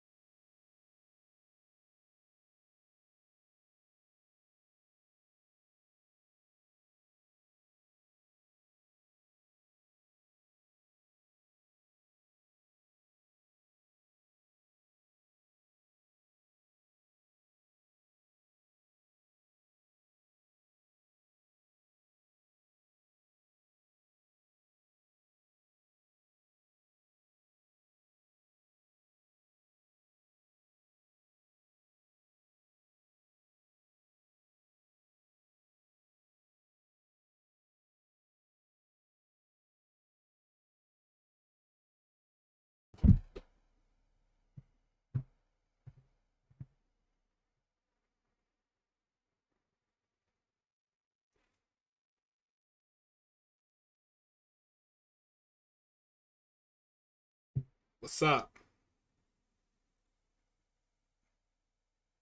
Nothing. I'm back for Frankenstein. Yeah. I forgot to show this off in the video, and nobody's gonna be able to see this but you. But what I love about this set is it's a hardback like book. Oh, that's That really comes- cool. Yeah. That's one of those kind of like early digibook kind of sets. Yeah, and it comes with the 4K and Blu-ray for each. That's nice. Yeah. I think that those sleeve cases for discs are pretty cool in theory, but it's also like really easy to get your fingerprints on them.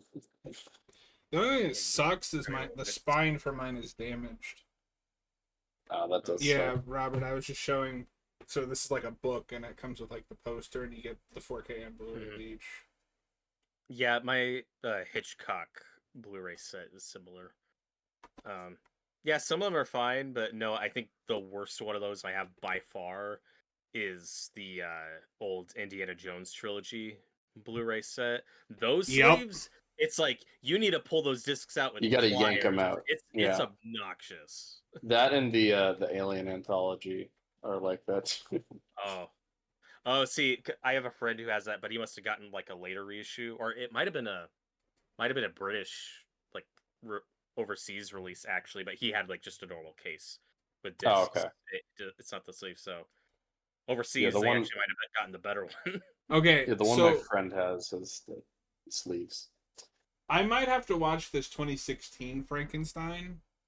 I found it while going through Vudu. It's directed by the guy that directed Candyman, and it's got Carrie Ann Moss, Danny Houston, Tony Todd, and McKenna Grace. So it could go either way. I think it got mixed reviews. I don't know. Yeah, I knew what you were talking about when you said Carrie Ann Moss, because I knew she was in a Frankenstein movie, but I've never seen it. And we are back. We are going to be doing the Hammer one. I made the wrong thing go away. The Curse of the Frankenstein. Frankenstein. Now, I think I actually have seen this movie before. I can't remember if I have. I know that's for so sure. cool that your friend has that on Blu-ray. There's a 4K coming out. I really want, but I don't know. I'd rather have like a set. I want to, really I want like a Hammer collection. That's the thing. There was an old like Blu-ray Hammer collection, but it's like all the ones you've never heard of. Like it's a weird set. It's not even like the monster movies. It's like some other stuff they did. At least the one I'm thinking of. I wonder if they had like different distributors for different movies, and maybe that's like fucked it up why you can't get a release of all of them in one. Yeah. Like I wonder if that's a factor. Because Warner Brothers distributed this particular picture. It's a Warner Brothers picture. So we are going to be watching this one with ads. Actually, hold on. All right. If you're watching this after the fact, this is our commentary on the Curse of Frankenstein. Noah and I are going to be watching this with ads, so that will reflect in this commentary.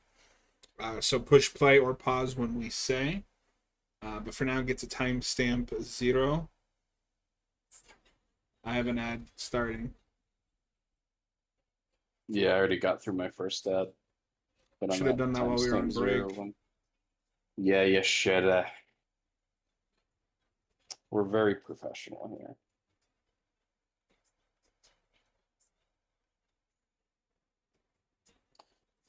But yeah, I know for sure that I've seen the Hammer Dracula movie.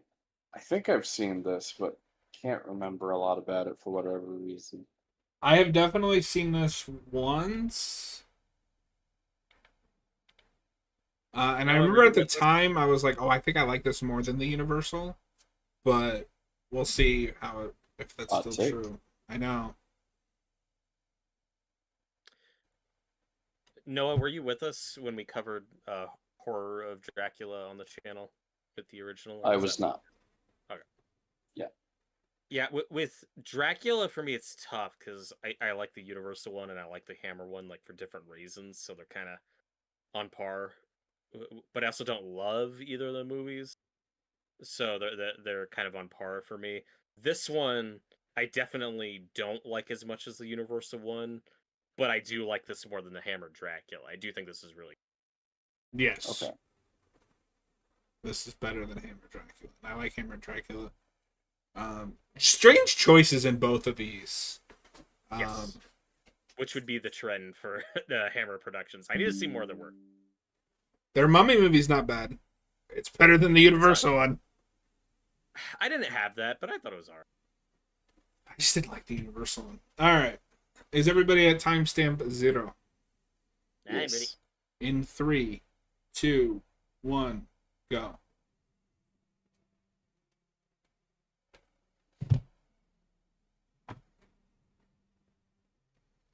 And I think I have to read.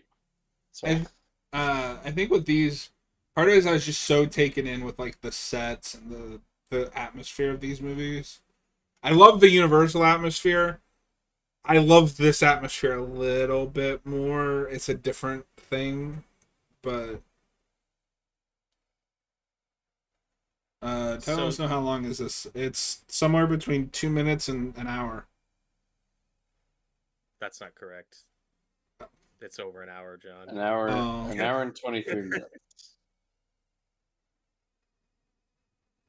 And Christopher Lee as the creature. Which I think is my biggest criticism of this. The creature design is whack. It's not great. I like Christopher Lee in the role, but just between these two movies, his Dracula definitely stands out more. Yes. This monster definitely runs into the issue of fuck, we have to make it different from the Universal one, but then what do you do? Yeah. I think it's all right. No, But also, Yeah. But also, what I think is to this film's advantage, Noah, is this isn't really about the creature, at least not even to the extent that the Universal one is. Like, this is about This is Victor more about Frankenstein, yeah, Victor Frankenstein, from what I remember. to the And point. he's more go of the on. villain, too, from what I remember. That is correct, and also when Hammer made sequels to these, and they have their own Frankenstein franchise, it's Victor Frankenstein who they keep bringing back and doing stuff with, but it's the monsters that keep Right. changing. I There's did not know a about that, consistent yeah. creature. Oh, I've fuck, seen he's not a Batman. the Monster Madness kind of overview of this series. I am intrigued. I do want to go through all the Hammer Dracula and Frankensteins at some Me point. too. Dracula, especially for me, just because he doesn't get a lot to do in that first movie. He's only in a few scenes. So I'd like to see those sequels just to see more of Christopher Lee's Dracula. Yeah, and he probably still gives a great performance in this movie because he's Christopher Lee. But I don't him as Frankenstein's monster. I don't really see that. Just like It's, on face value. I mean, he is very tall, like so that works for him. But he Yeah. was the go-to monster guy early on. He was also the mummy, and for most of that movie, he's just wrapped in bandages, Mhm. lumbering around. It's like the more his career went on, the more he got variety in roles with like more dialogue, and we think of him as Yeah. like this Shakespearean actor or whatever, but he was their go at least for Hammer, their go-to just monster guy. Because even Dracula, like he's not in that movie. Right. Which is why I want to see the sequels, so I can Mhm. see more of them.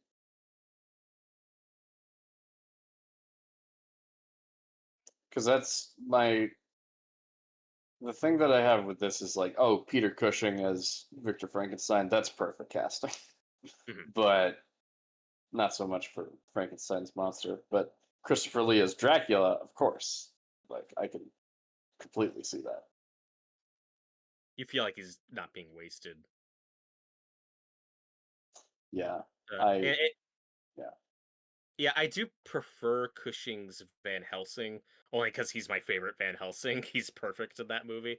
But I do like his Frankenstein, and I want to see the Frankenstein sequels for more of him.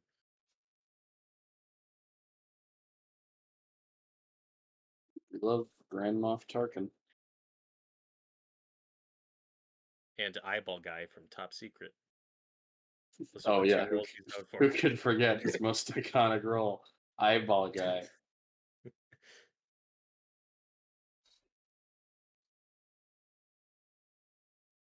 I think what works about this and why I like it is it's not trying to make that Universal movie.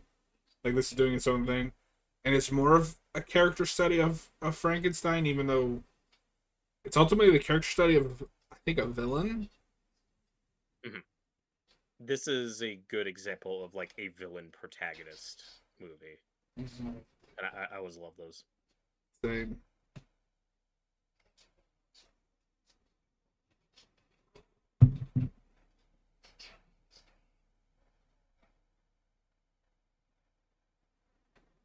I was gonna say that this has, I guess, more of a bit of a gothic kind of look than the Universal movie, but I don't know. That's also pretty gothic in its way. That's gothic in a It's a- different way. This is more traditional, what we think of now as gothic, I think. I think what you're getting at is some of those early ones. Frankenstein in particular is more German expressionism than it is Gothic. Right. And a lot of times it's like a spectrum, Kind of- you know. They're kind of blended. Yeah. It's hard to explain what the differences are. But this is more Victorian looking than Yes, that's the word I was looking for. since that's supposed to be set in Germany. You know, like the costume design's different. What's interesting about this version, I didn't see this until this week for this commentary, so I have just watched this for the first time. Okay. For the first third, it arguably sticks closer to the book than the Universal one does, and then it kind of settles into its own thing the more it goes, to the point where I can't really say for me which one I'd say is closer to the book. Yeah. They both have a lot of differences.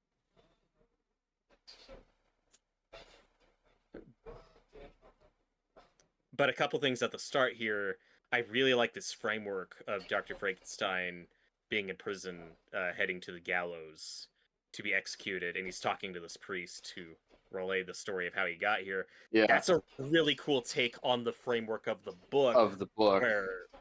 But instead of being in prison, he's in the Arctic or whatever. Like, he stumbles upon a ship, and he's dying, but they're talking to him. So the context is different, but it gets to kind of use that framework, you know, of him telling people the story of what happened. Also highlights the differences between the book and then this take on it, whereas the book, he's not a great guy in the book, but he's a lot more sympathetic. Whereas they're explicitly making him more of a villainous figure. So you meet him in a prison on death row. And also here we're talking about his mother passing away, which is never really mentioned in the Universal one, but I know that's a big thing that drives his character in the book, is the death of his mother at a young age. And we also set up here Elizabeth being his cousin, which I think is the case in the book, who's going to be his future wife. Cousin no more.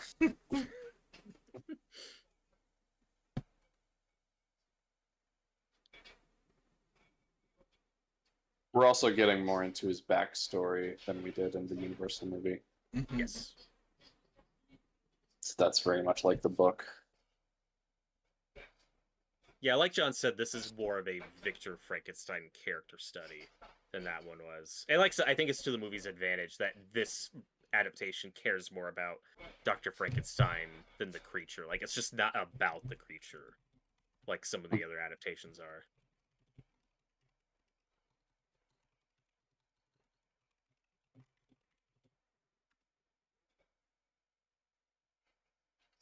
I don't like this kid already. He's real bratty.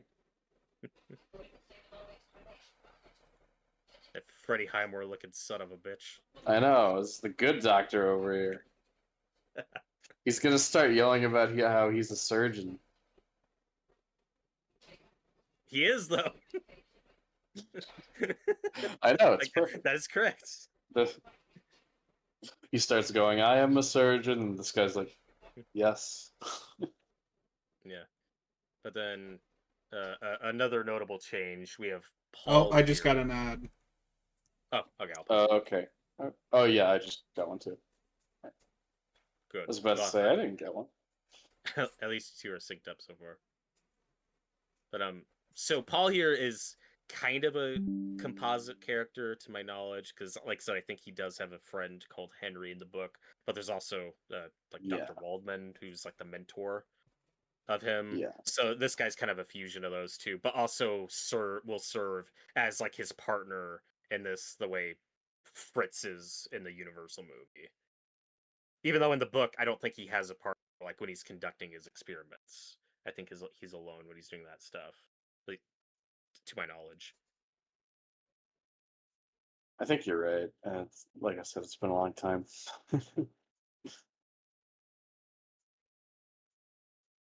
But for the I sake of gotta this add- movie, like, That's Yeah, that. It was, yeah. Noah, how many ads got did you an ad get? for- I'm on 3 of 5 right now. Yeah, I also got 5. I was about to say I got an ad for Nobody 2. Forgot that was out. I did too. I still haven't seen the first one. It's okay. It's fine. yeah, I thought the first It's- one was all right, but I have It's not seen John the Wick with Saul Goodman. Yep.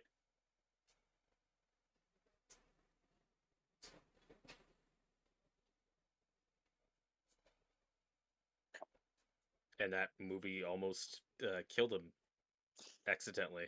Oh, That's or no, didn't he? Didn't he have the heart attack on Better Call Saul? He did, but that was right after rapping on Nobody, and it was the extra working out and stress on his body that I think was a Okay. factor. Okay, because for some reason I Ain't that thought that a was bit- after. Sometimes you could get like too much in good shape in like too short a time, and your body is Yeah. like, nah, fuck that. And especially if you're at his age and Yeah, you in gotta the be shape careful. that you're in. But yeah, I think there was Okay. just a lot of stress on his heart. I love Bob Odenkirk though. I'll He's watch him in anything.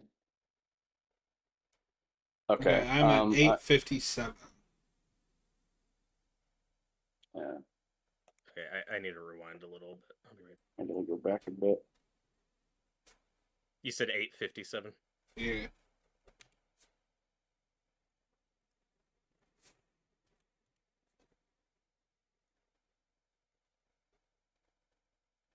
I'm ready. Robert, are you good? Yeah, I'm ready.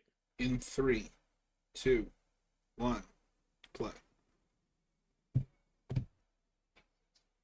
I think we're gonna be good friends for a long time.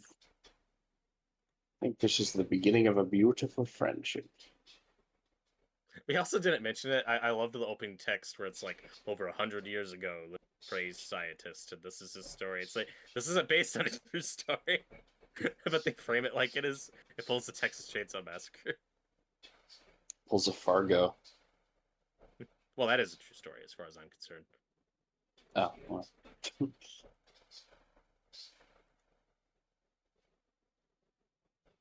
Oh my god, that kid turned into Peter Cushing. Oh my god.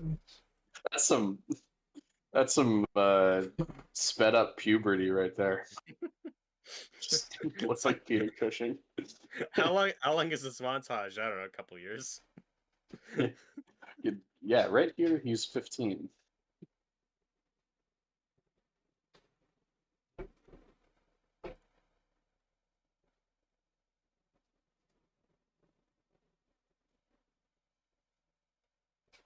And with a lot of like the set design here, they had to be careful and not copying too much of the Universal iconography, just because again they were in fear of being sued.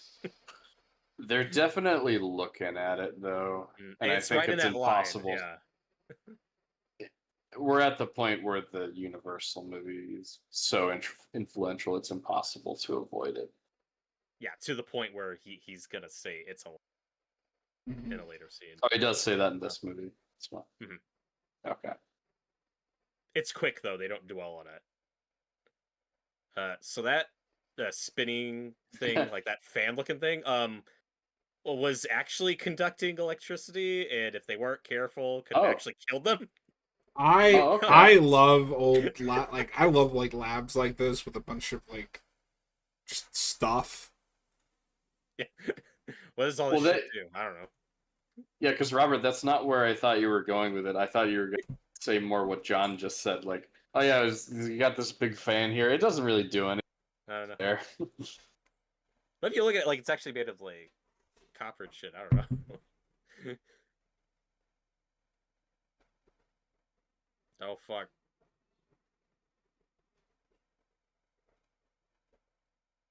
Oh, it's dry ice. Yeah, and Noah, you are the book expert here. I've heard that the book is weirdly vague in how the experiment actually works. Like you're not given a lot of detail in what he's doing because like there's no Yeah. lightning and shit, right? I think that's a No, universal invention. it's more like chemical. There's a lot of talk. He kind of becomes like obsessed with alchemy in that, and I think there's more of like a kind of a philosophical like discussion about it, rather than like hard science fiction. Mhm.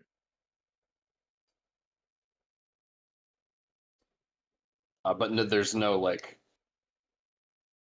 platforms being elevated up into thunderstorms or anything like that. Which is funny that even some non-universal adaptations will still do that stuff. Just because It's just we just associate it with Frankenstein now.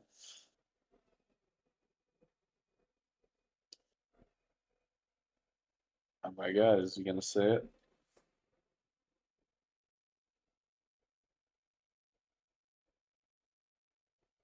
He said it.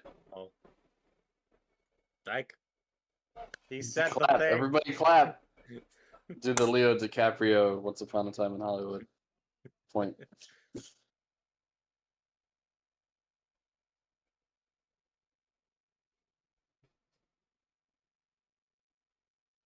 I don't trust that doggo.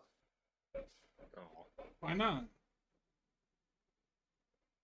I Yeah. mean, resurrecting it from the grave, who knows what it's gonna do. I think there's a whole subplot cut out of the 90s version where they bring back a dog and then it goes crazy. That's the thing I read about like after we did our commentary. But like there's still the Wow. setup for it because it's like his neighbor or landlady or something. Like somebody has a dog that like disappears out of that movie. And there was a whole subplot they cut out where he brings a dog back to life and it goes nuts or something. I don't know. I don't know if that footage exists anymore. I'd like Pet to see that Cemetery, is footage. that you?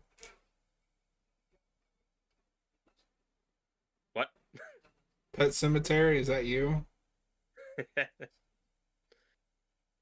That's another maybe vaguely inspired by Frankenstein's story. You know, we're always No, reanimating that's I mean maybe, but I think that's more tied into like Native American culture.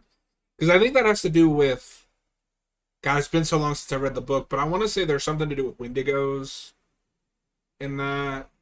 Stuff like that. And that's John more just mystical. John just channeled Ezra Miller in the theatrical cut of Justice League.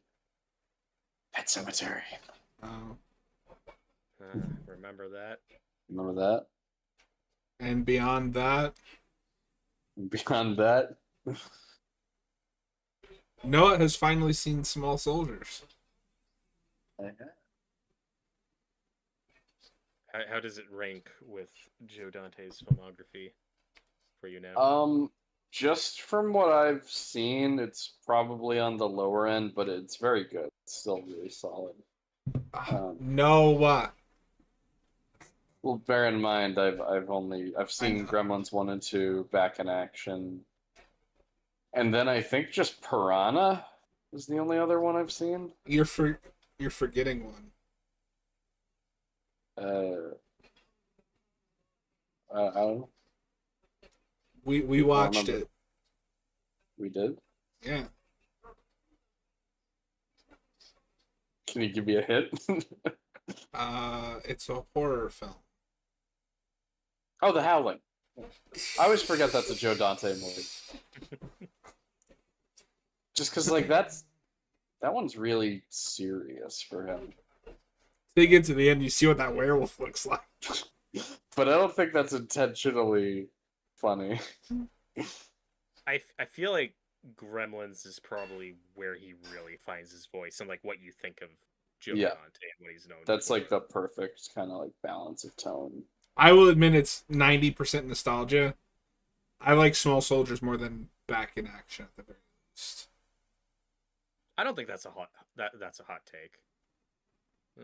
I think, in fact, Soldiers. I'd say it's a hot take to like Back in Action more, which I do. Well, you're just wrong. But that's nostalgia for me. Yeah, for sure. Now, what might be a hot take is putting Small Soldiers above The Howling, but I would definitely put Where you Small guys would. Soldiers above The Howling. I'd put Piranha at the bottom just of what I've seen. Same. The Howling at least has Dee Wallace. She's always cool. Yeah. Piranha has Dick Miller as like the mayor though, and that's great. Yeah. I'd No, I was telling Noah say because Dick Miller is a truck driver in Small Soldiers, and so that's like Yeah. the first place I see him. So every time I think of him, that's just the character that I see. you also can't say that one Joe Dante movie is better than another because it has Dick Miller. Okay, but he's in a lot of that movie. It's not just one scene. Okay. And specifically as the evil corrupt mayor, which is unusual for a Dick Miller. That part. is He's usually that just blue is- collar working. Yeah. That is casting against type. This scene's really cool. It's not overly graphic or anything. It's just the suggestion of the violence here, and this was so bloody and shocking for 1957 or 58.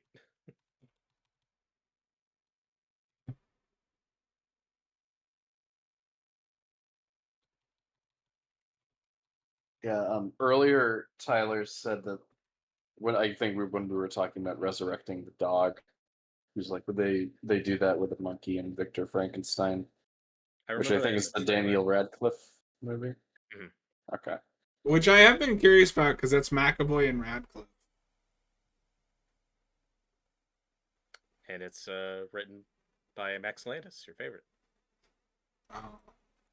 Unproblematic hero, Max Landis. Okay. I don't know what people's opinion on it is. I stand by Chronicle as a great film. Decent stuff people like, yeah. I still need to see Chronicle. Well, no, I'm talking about because that's written by Max Landis Yeah, I still gotta watch it. and directed by Josh Trank. I'm pretty sure that's the movie that got him Fan 4 Stick. 100%. Yeah, 1000%.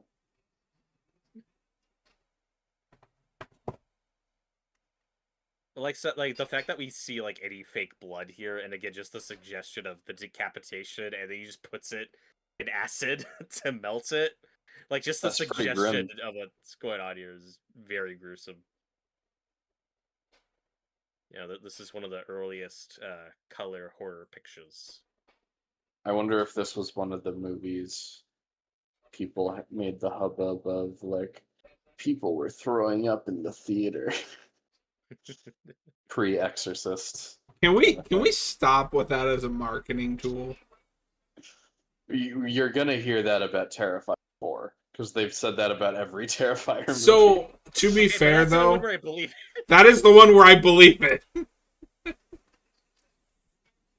I think they were doing that with weapons, where I think I was seeing some ads of like we recorded crowd reactions to like, and it's like There's like one I mean, kind I of unsettling like the scene in that but movie, weird. and I don't consider this a big spoiler because it was in the trailer, but that shot where Wong is running at Silver Surfer, that really unsettled me for a minute. That's creepy. Yeah. Yeah. Naruto runs are very scary. But I remember back when Evil Dead 2013 was coming out, people were like, people walked out of the theater. It was so scary and visceral. Yeah. I mean, kind of, but that just tells me that a bunch of wussies went to see that movie. Like, That movie is pretty visceral. Yeah. And also did come out at a time where we weren't getting a lot of R-rated Yeah. horror movies. So that was kind of a big deal when that came out. It was as big a hit as it was. Oh, hey, we can make violent, scary pictures again. These don't all have to be PG. We can make movies for adults. My God.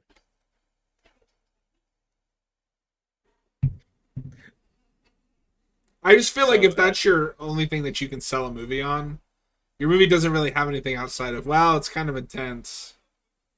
Or it's just a cheap marketing thing. Yeah. But Noah, for context, Victor Frankenstein invited Elizabeth to come stay and live with them and to be married, and he told nobody else. He didn't tell the maid. He didn't tell his partner, and this will be Based. like Robert's explaining the movie. because Noah's actually watching it. He's not reading along with the Wikipedia article. Oh, no, I know this is Shit, very... I should X out of the Wikipedia.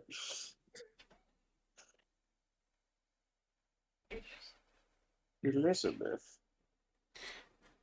Robert, he's got his cloak, or like his jacket, kind of looks like how I imagine Harry's Triwizard Tournament dress robes, because they're described as green. Dude's just like Harry Potter. I think the costume design is a big factor in like separating this from the Universal version. Oh, for sure. They're making a lot more deliberate choices here, kind of thing. Yeah, and I really like The this. fact that it's in color too also helps that. Tyler says that Evil Dead 2013 was pretty intense. I'm not denying that it wasn't. It's just that I don't understand why we have to sell the movie on that. There's plenty of other stuff to sell it on. It's an Evil Dead movie. B, like, I don't want to. I don't. Are there people that will just go see a movie because it made other people upset? I mean, it works. I guess. Controversy sells. Yeah.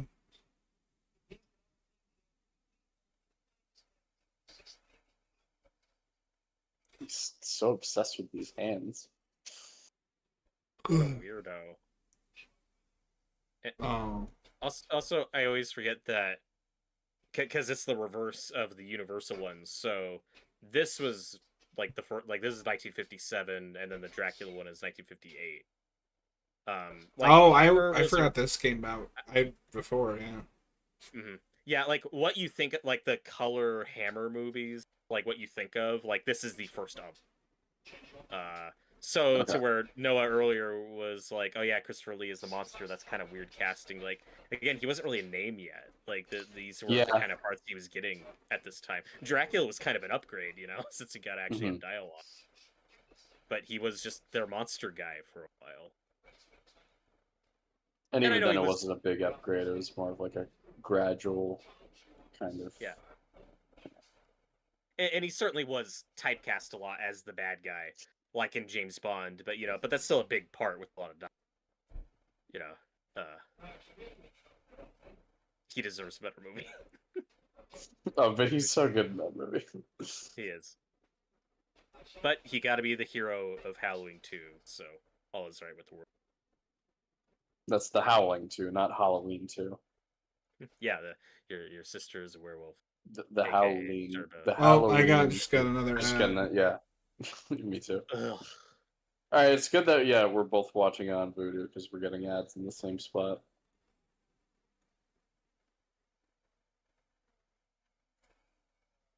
I'm getting a really dramatic ad for Rotten Tomatoes. It looks like.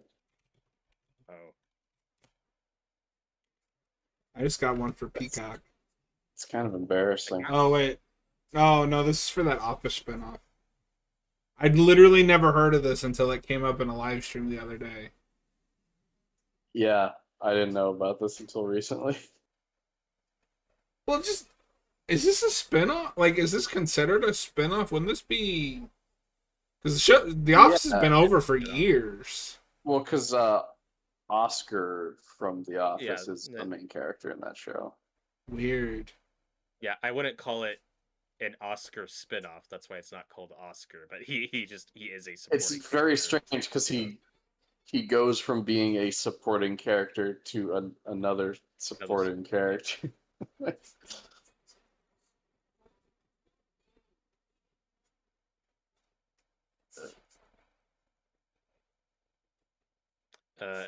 And Tyler, I assume he's talking about Christopher Lee. He says he was great in The Wicker Man. I do still need to see that.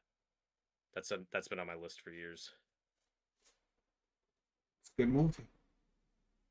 We can do that for this show sometime in the future. With the remake that everyone loves. Which is honestly probably better. Oh. I mean, it is hard to beat the remake. All right. John, is your ad done? I'm on 4 or 5. Okay. 405. Yep. When you're done, my timestamp is 24:52. Okay. I'm getting the same fucking Office spin-off ad. Yeah, you got 2 of those in a row. Jesus. They I'm really not need you watching to that know. show. I don't even like The Office. They don't know that. All right, what did you say your timestamp is? 24:52. So whenever y'all are ready.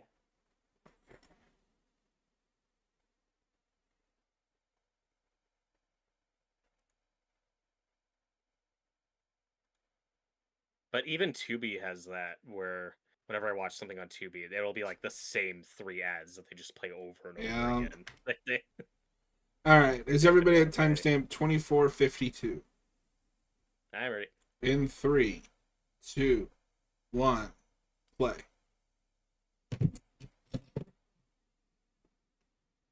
Tyler says you cannot be serious. The original is clear. No, the Nick Cage movie's better. Does the original movie have Nicolas Cage punching a woman in a bear costume? I don't think so. Does the original have Nick Cage at all? No. Checkmate, No. atheists. Yeah, already it's a big improvement. Yeah. Well, back to this movie.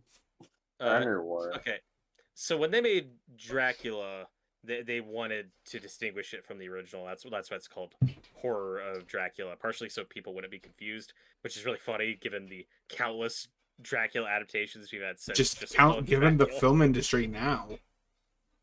We have 4 Halloween movies, or 3 of them, Yep. just called Halloween. So, Horror of Dracula, I think, is a good title and works. I think The Curse of Frankenstein is a weird title for your first movie. Like, that sounds like a sequel title, right? Yeah, what is the sequel to this called?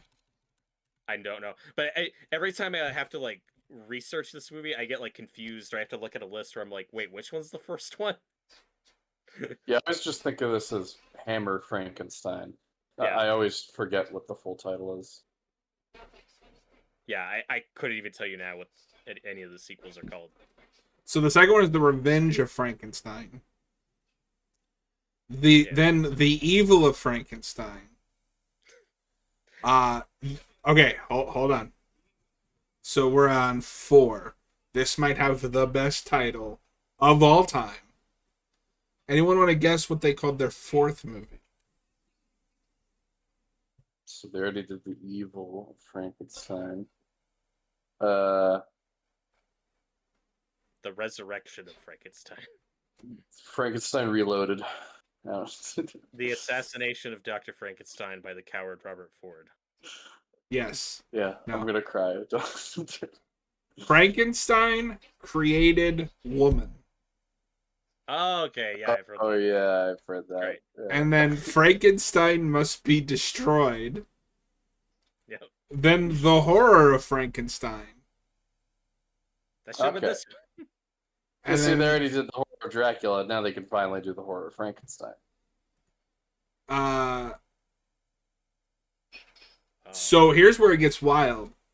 Apparently, The Horror of Frankenstein is a semi-parody and semi-remake of The Curse of Frankenstein.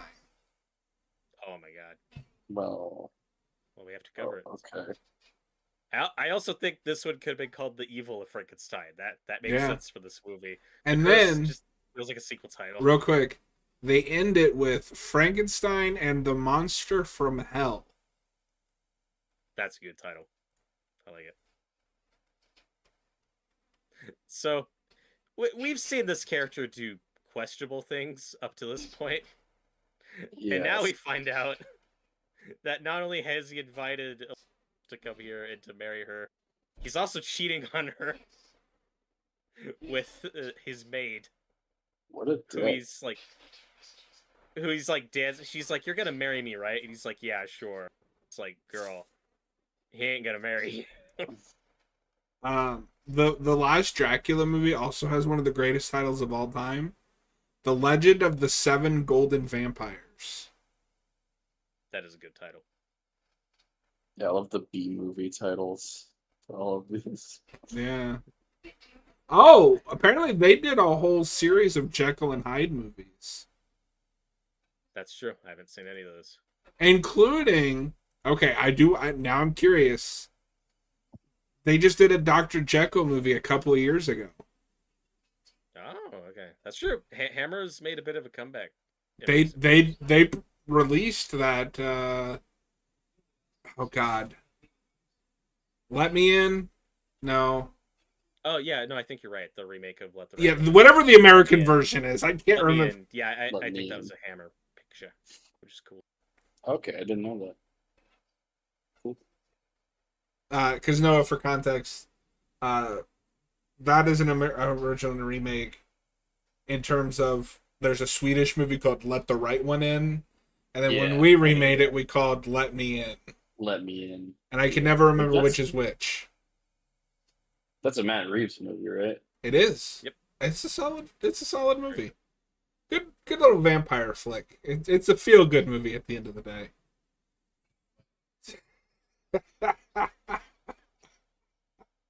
Is it more feel good than The Mist? No, that is the ultimate feel good movie. Yeah, that's a pretty wholesome movie. Brightened my day by the end. It doesn't go as far into schmaltzy positivity as the Mist does. Yeah. Okay. That's good. I hate schmaltzy positivity.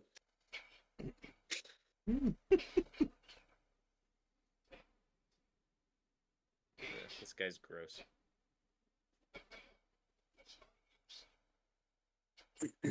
But no, it's funny how I could I could forgive the grave robbery, but when you see that he's sleeping with the maid behind Elizabeth's back, that's the point where I'm like, oh, you're a rat bastard, Dr. Yeah. Frankenstein. You're not a good guy. He's just pulling an Arnold right there, sleeping with the maid. So can we Far get ahead the of the remake of curve. this movie with Arnold Schwarzenegger as Dr. Frankenstein, please? It's alive. Now I know what it feels like to be God. You don't know what I would give to see an Arnold Frankenstein. I like that. The idea, like, if you're just talking to someone about that, you're like, yeah, Arnold Frankenstein. They'd probably assume, oh, so he plays the monster. No, I want him to play Victor Frankenstein. Yeah. Yeah, the real monster, actually. The real monster. Well, in this movie, just full on goes with that. Like, he is the monster. I am the villain of this story. You Now know, he'd become the Curse of Frankenstein. Rosenbaum would have made a kick-ass Victor Frankenstein. Yeah, I can see that. I saw. Okay, I'm sorry. This has everything to do with it, but it's just saying that unlocked a memory, like a memory in my brain. I saw a clip of Talkville the other day, and they had Erica Durance on the show, and Michael asks her, "When you signed on, were you aware that you were going to end up with Clark?" And Tom goes, "She's playing Lois," and Michael's like, "What?" In his defense, that show does end up with Green Arrow getting together with Chloe Sullivan. Like, I no know, one it's just thought funny that's where we were where going. Tom is just like, she's playing Lois, dude. Well, who does this guy think he is? Hamlet? My dad had one of those skulls. Actually, he had a few of them. Were they real? What, to just recite Hamlet? Yeah, no. No, he used them like Robert a... just- He You used already them made as a like Hamlet joke. candle holders and shit. Oh, okay, that's actually cool. Yeah. I mean, what's really wrong with modern society is we no longer drink wine from the skulls of. Well, We and gotta what get I... back to doing that. It's true. What I appreciate about this movie is this isn't... It's not... Oh, he's bad. He's evil from the get-go. Obviously, cheating is wrong, but I feel like that was more common in this era. But it's a slow descent of, I need these body parts. Where am I going to get it?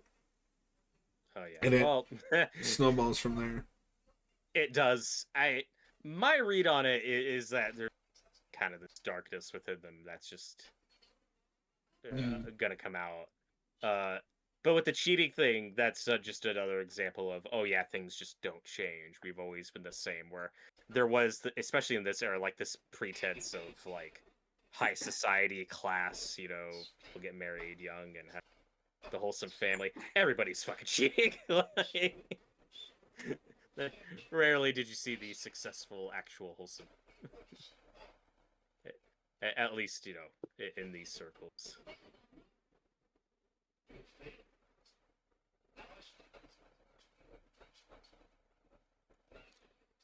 Guys, Turbo Power Rangers movie is on sale at Voodoo for $5. We all gotta buy it.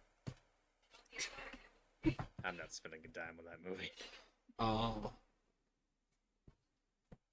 No, John, you have an addiction. what? I don't own that You have movie. You have an addiction to turbo. How many times a day do you go turbo? It's turbo time. Shifted Turbo to time. Turbo. Shift into turbo.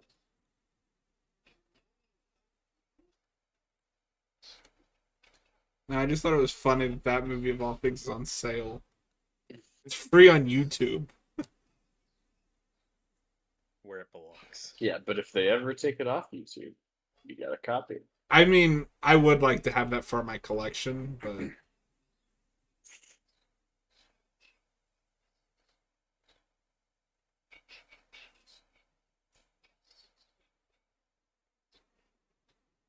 Do you guys have a favorite Peter Cushing performance? Because, I mean, I haven't seen a whole lot of his work, but this is probably mine. of what I've seen, it's this or Van Helsing.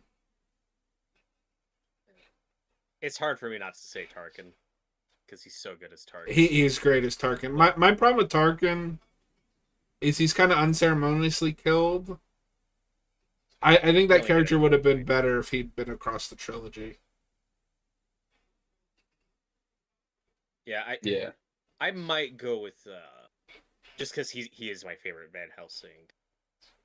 Again, I don't love Horror of Dracula, but he's so good at it. Yeah. That has some real arbitrary changes. Which sucks because he might be my favorite Van Helsing. Christopher Lee could have been the best Dracula with a better script. He's so good. It's Yeah, just he's just correct not- casting. He's just not in that movie a lot, which is why I want to watch the sequels. Because I Yeah. don't know, maybe you will feel he's the best Dracula. Well, clearly the best Van Helsing is Hugh Jackman. He's up there, yeah. And John's favorite Christopher Lee performance is as Charlie's dad in Charlie and the Chocolate Factory. That's Oh, not true. Yep, yes, it is. I don't know what my favorite.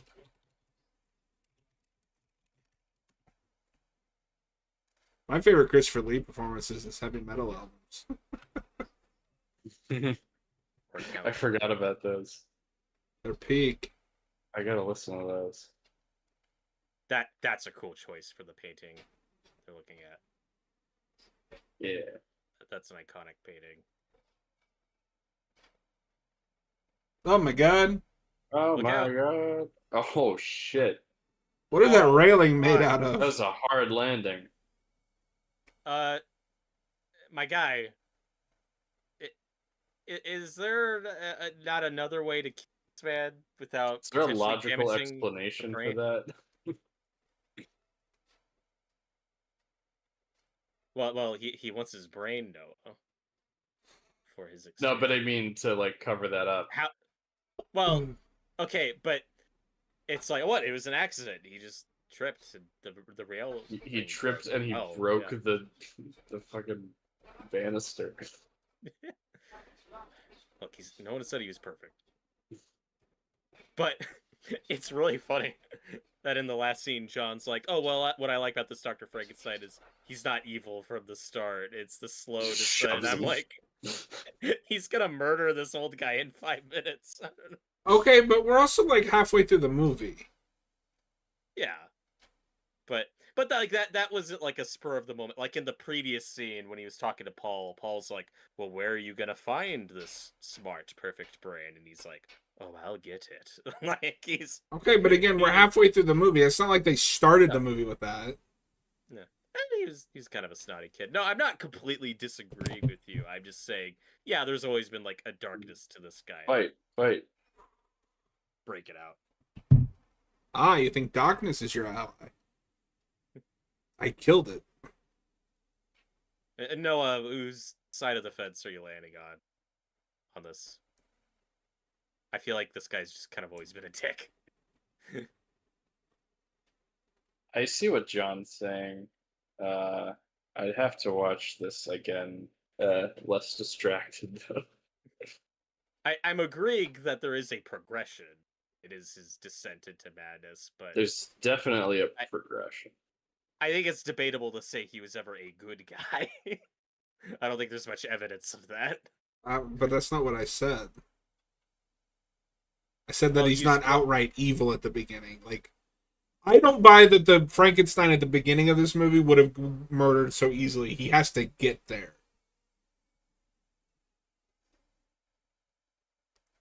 He's not too broken up over it. It's kind of like maybe a bit of a Breaking Bad thing where it's like, because a lot of people see that as a good guy turning evil, but really, Yeah. just that brings out the evil that was always Who he inside really of him. Yeah, like, he wasn't a great guy, but this experiment has kind of brought out a worse side of him. But it's a gradual progression. Like I said, the guy at the beginning of this movie, I don't think would have been able to do this so easily. Oh fuck! Don't fight over that brain. Oh, Oh, that's it. Everything else that happens in this movie is Paul's fault. He's the bad guy.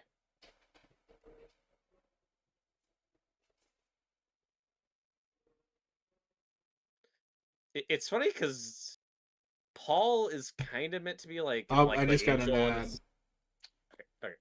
Yeah. Oh, shit. So Paul is like, like the angel on his shoulder. He's his moral conscience, but Paul's not really a great guy either with how much he lets slide. That's gonna be his defining trait. He's very indecisive and just like, well, I'm not gonna work with you anymore, but I'm gonna wait way too long to tell anybody what's going on. Yeah.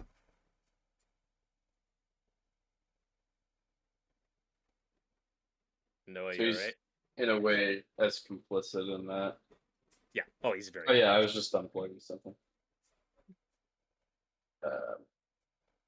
Tyler said that they should do a remake of Saw with Arnold as John Kramer. I would That's good love casting. that. No, they should cast Justice Smith. After playing Okay. that weird deep voice he's doing in Corey. Yeah. Just You cast wanna him play as a a game? 60-year-old. I'm at 41:30. I have two more ads. Or one more ad. I have cancer, you know. The room will fill with gas. Yeah, he'd like really bring out like the Debbie Downer side of John Kramer. He's just always a buzzkill to be around. Yeah, I just feel really sorry for you. You said 4130? Yeah. Okay.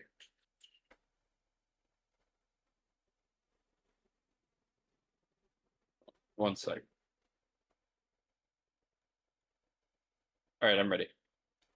In 3, 2, 1, play.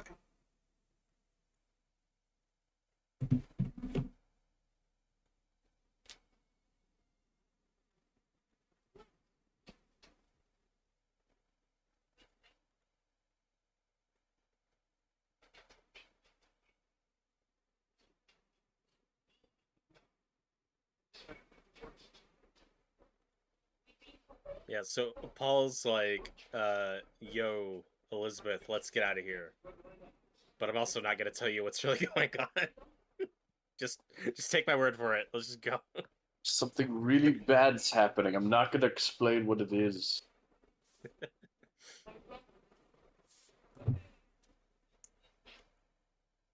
Yeah, come on. Just throw him under the bus, Paul. Do it. And maybe it is just because they're adapting different things from the book than the Universal. But I almost want to say that the I lost my words. The 90s movie is kind of closer to this. In certain aspects. That retains a bit more of the sympathy that Victor has in the book. Yeah. No, in But that also- movie, he's not the bad guy. He's not pure evil like he is here. Yeah, in that, him and the monster are more complex, like they are in the book. Well, you get the broadest picture of his character, his backstory, what motivates him, the tragedy, his downfall. Yeah.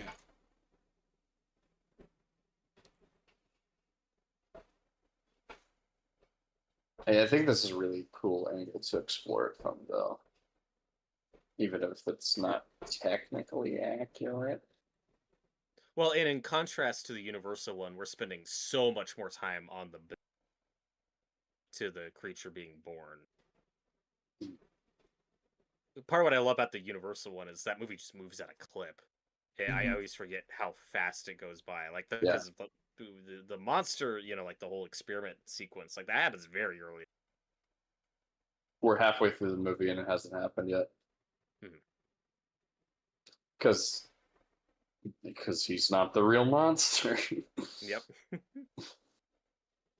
Yeah, no, it's been a minute since I watched this, but I almost want to say the monster doesn't come into like the third act, maybe? This is much more about the creation of the monster. Yeah. And like so, I have mixed feelings on like the portrayal of the creature in this movie, but again, that like the story isn't about it. Like it's about Dr. Frankenstein. I don't remember having a problem with the portrayal. It's just that design is atrocious. Aw. Man. I like the mummy wrappings. I think that's kind of cool. Just But funny then because they then do a mummy Christopher Lee would go on to play the mummy. Yep. I don't know if you knew that, Noah, but he's also the mummy. Yeah. The mummy design in that movie is funny. Because it's just like so much padding.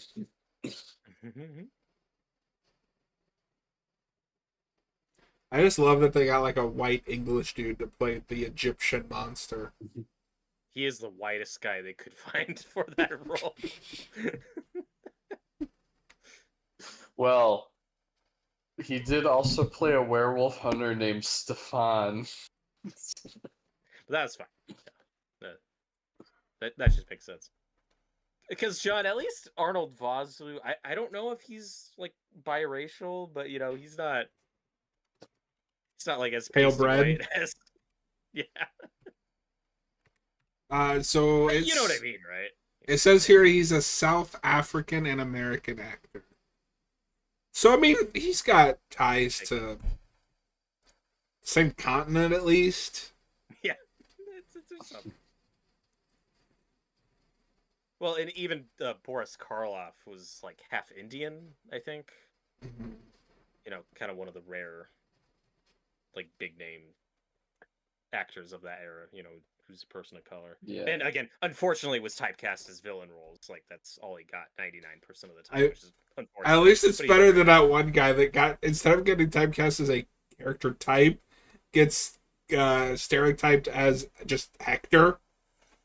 When you look at his filmography and Sure. all of his Oh, yeah. roles are Hector. He's my favorite actor. Do you think when somebody's writing a script, they see that they've written a character named Hector in the script and they call that guy?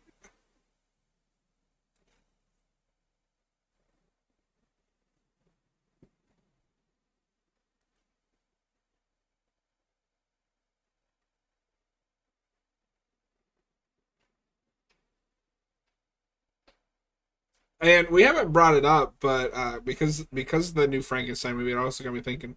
That's not the only Frankenstein adaptation we've had this year. Not a pure adaptation, but Creature Commandos obviously takes a lot Yeah. of that stuff. Right. And another thing I wanted to mention, though, during our first commentary, have you guys done a commentary on Bride of Frankenstein? Or Yeah, we did Frankenstein and Bride. Okay. We talked about that before we went live. We did it back to back. Well, we should probably do I another wasn't one at here. some point. Well, because I was gonna suggest is we've got the movie The Bride coming out next March, the Maggie Gyllenhaal picture. We got to So I do thought, Frankenstein probably- creates women. We should do that too. We will do the double feature of The Bride of Frankenstein and Frankenstein Created Woman, Yeah, as a tie-in to The Bride coming out in March. yeah. Perfect. We also got Lisa Frankenstein. Oh, I mean, there's so many Oh. Frankenstein movies. That movie wasn't By- good.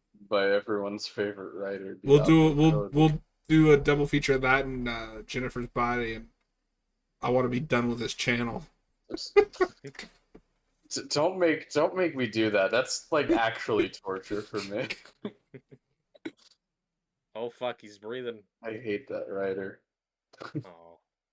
I think I do too. Like, I was like, oh, maybe Jennifer's Body was a fluke. Like, then I watched Lisa Frankenstein. I was like, oh, I don't even like Juno all that much. Oh, I like Juno. I haven't seen that since it came out. But have you guys seen the trailer for The Bride yet? No. No, I didn't even know there was a trailer out. Oh yeah. It looks batshit. I don't know if it'll be Oh. good or not. It looks like a really big swing that probably won't do well in the theater, but it could be cool. Okay. It's I'm set in the there for it. 1930s, which is an interesting choice. When that movie Yeah, came out, but it's that's one of the kind of going for a original. period piece. Yeah. And then, but Christian Bale looks great as the monster, as Frankie. I'll definitely go see it as a Frankenstein fan. Oh, Oh here yeah, he is. it's alive. It's alive again. I don't know if I like that speed ramping. I love it. It's so weird. Yeah, I Oh. also don't know about this design. It's all right. He's got a Beatles haircut. I am Frankenstein's monster. Peter Cushing is regretting all of his choices.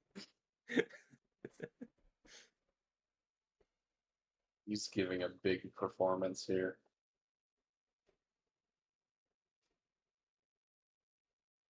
Yeah, I mean, I do think the makeup's good. They do go for with him looking more gruesome and corpse-like.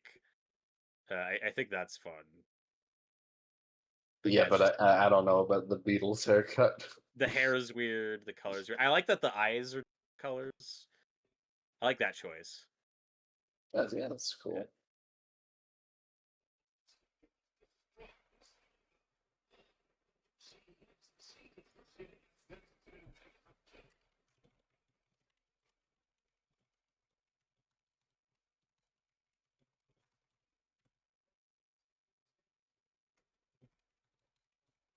I love this banter back and forth. Like, oh, it's actually your fault, bro. It's like, no, Dr. Frankenstein. The brain was probably fucked up when he pushed that guy over the banister. He landed right on his head.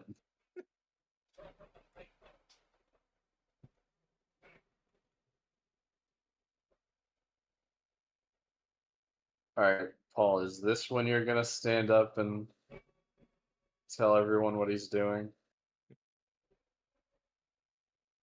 Uh-oh. I don't know.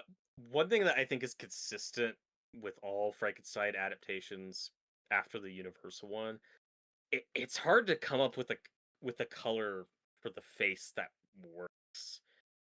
That's because you just it's hard not to just picture the green Yeah. iconic one, which is funny because those are black and white movies. Yeah, it's You know, I not don't even even know if the green. makeup was green, but that's how he looked, in the advertising and merchandise. And in the book, I think he's yellow. They say his skin is yellow. Yeah, he's But- it's like John to see. That's the big problem with That makes the Branagh one is it's just Robert De Niro with some lines on him. Yeah. But even the hair, it's like, no matter what you do with it, it's like it's hard to top just like the flat head look from the original.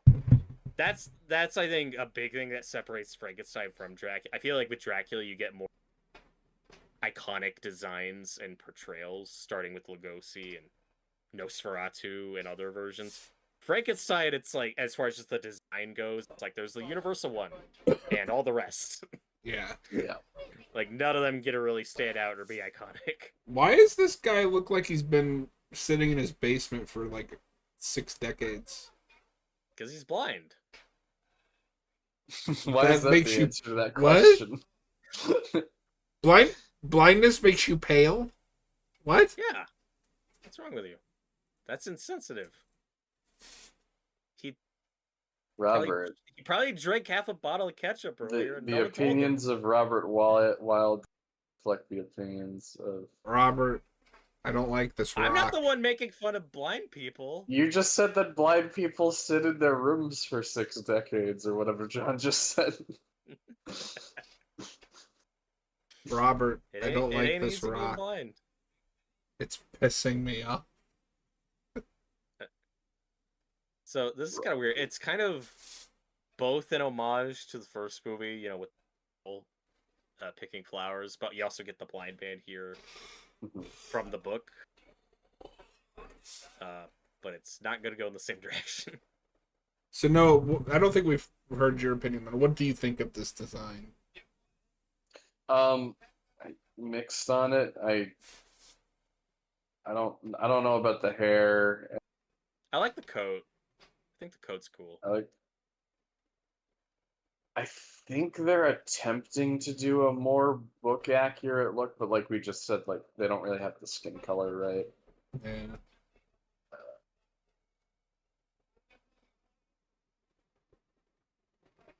But with the coat, that's the attempt at trying to appear more human, which is definitely something from the book.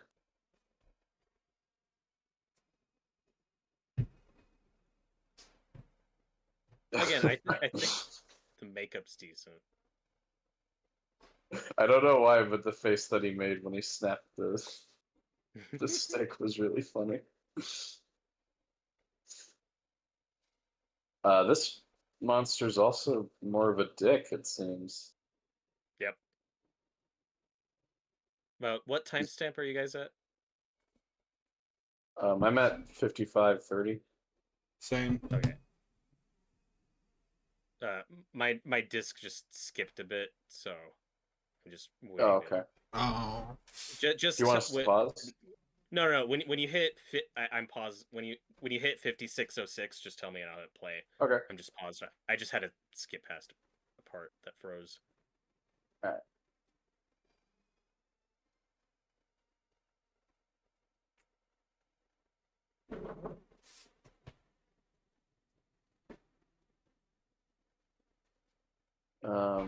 Now. Okay, that should be good. because I can't use the YouTube one as reference because there's a lag. So should be good now. What's cool with this release though is this is not the cut I watched the other day because there's actually 2 discs on it. I need to tell my friend that one of these discs is kind of faulty, but there's 2 discs that both come with the full movie. But the one I'm watching now is widescreen one, which is probably what you guys are watching. Oh, But the other disc has the open matte version, so it's like 4:3, but it has the picture. So that's what I watched the other day. Before you tell him, I would check your disc because when what was it I was watching the other day? Fuck, what was it? I was watching something the other day and it was doing that, and I just found a little smudge.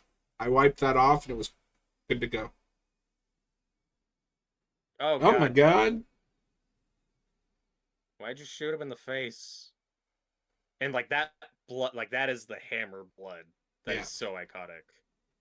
And for 1957, that's some hardcore shit. It's crazy to think this is pre-Night of the Living Dead. Yep, this is before Psycho.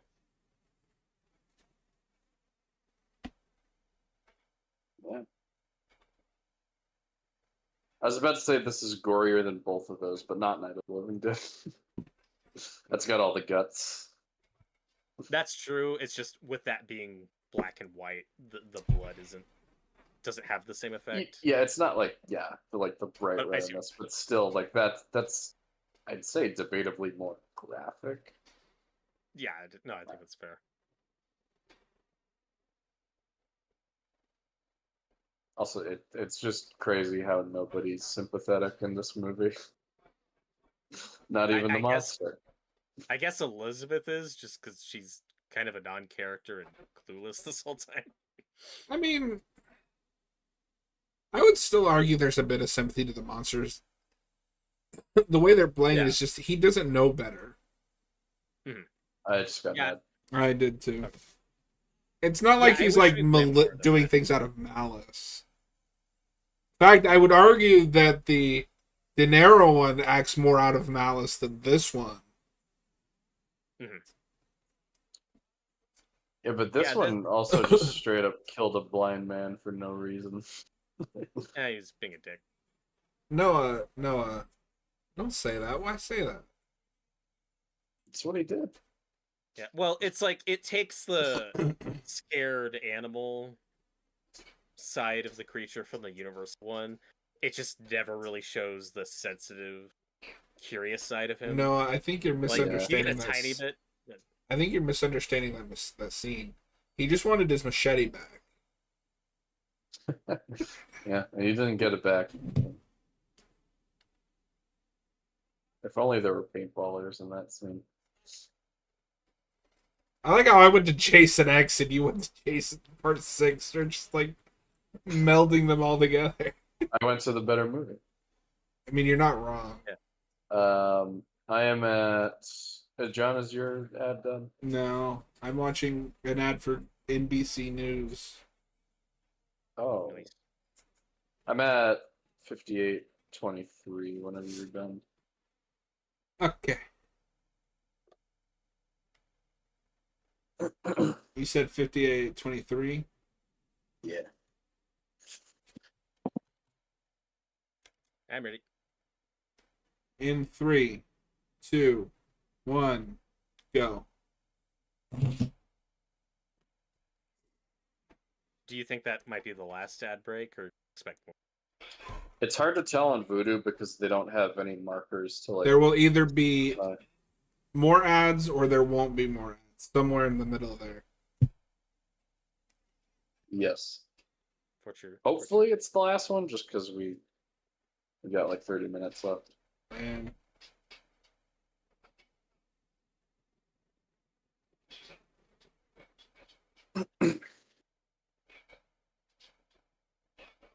Oh no! Don't break up.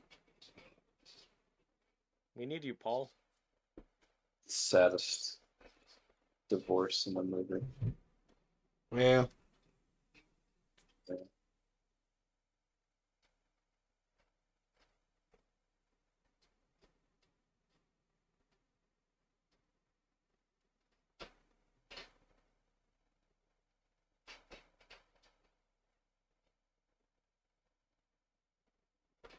Well, it's funny because you have this and then Horror of Dracula. It kind of start Hammer's thing where they're so stripped down adaptations of the books and really veer off in their own direction in places. I do think this has like a stronger narrative to it than their Dracula. Like I do think there's I just more yeah, but I of think a that's story inherent. behind it. Like Frankenstein, I think it's just a more compelling story than fair. Dracula. I am more of a Frankenstein fan than a Dracula fan. Dracula's story basically boils down to he's horny and wants that girl. I do need to read the book though. I've never read the book. Yeah, It's if we ever were to make the definitive adaptation of that book, it would be a series. Best way to do it. are you saying Stephen And from what Moffat I've made heard, the? we keep fucking it up. Yeah. Are you I saying know, that I was Stephen gonna Moffat say made the that. definitive adaptation of Dracula? Oh. Tell that to Austin. I'm gonna tell him that's what Robert said. Okay. So the maid just said, like, you promised you'd marry me. And I don't know if he ever said that. Like, he was sure dancing around that question earlier. This is what we call Oh, pillow God. talk, baby.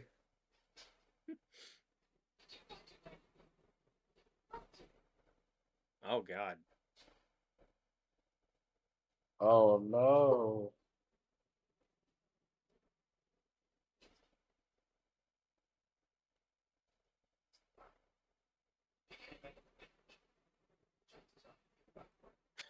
Like, what a dick. Noah, because you're the only one that here that doesn't mean anything to the guy that played Mickey in Doctor Who. Apparently, he was just arrested. So the guy that played Mickey in what? Doctor Who. Oh. Oh shit. Yeah. Wow. Also, I watched Wednesday season 2, and Rose, that actress, I can't think of her name at the moment. Billie Piper. Yeah, She's in it. It's so weird to see her with an American accent. Oh. Did she do a good one or It's alright. I don't know if it's like because I'm so used to hearing her just talk like a British person. normal? It's like that's weird. I didn't even know she was in that. I didn't either until I think a month before it came out.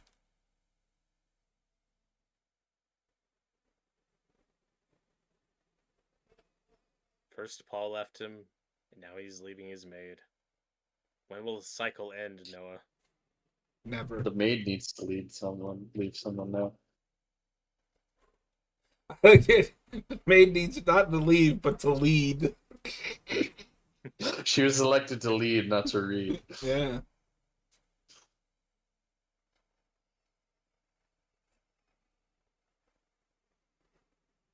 And that, where I think this adaptation really veers the book is the fact that we are in this house the entire time.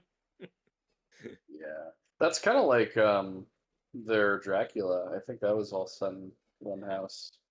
Which and similar to the Universal Dracula. Yeah. But at least there's more going on here where I'm not like noticing that, finding it boring. Like I still think the pacing here is a little stronger. Yeah, I remember thinking Christopher Lee was cool in the Dracula movie, but not like the movie itself didn't really stick with me. It's a solid like- movie. It just makes some really strange choices. Well, that is the Hammer way. Yeah.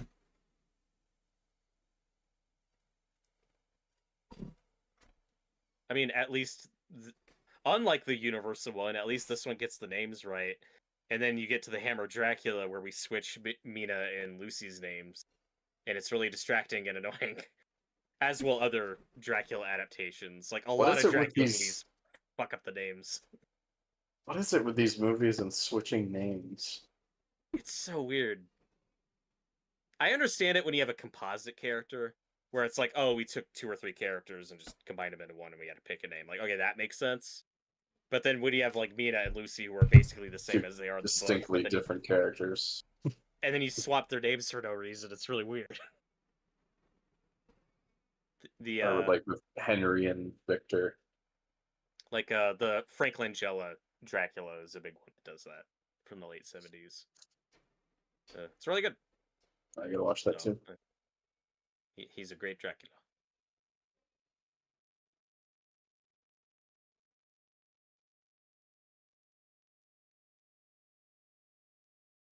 Don't go down there, lady. Don't go through that door. Don't go into the basement.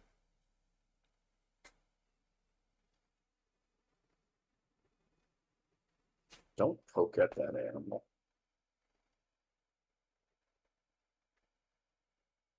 Oh my god, it's a shadow puppet. Yeah, Ah, scary. You know, I will say, my opinion on the design notwithstanding, there's some really good makeup. Yeah.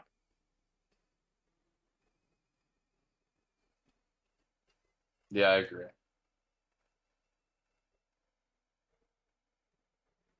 Oh. What is that face Just he's looks making? mildly annoyed.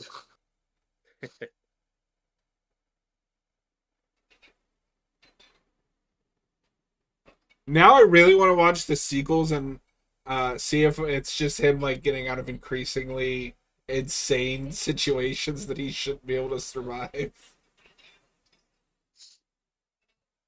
I mean, minor spoiler alert. That has to be what the second one is. Don't say that. Why say that? Okay, so you own this big ass house, but why are you eating at like the tiniest table I've ever seen in my life? Well, see, they're Look the at all the opposite of negatives Bruce placed Wayne. in this room. They're the opposite of the Bruce Wayne Wayne in Manor. '89. You pass the salt.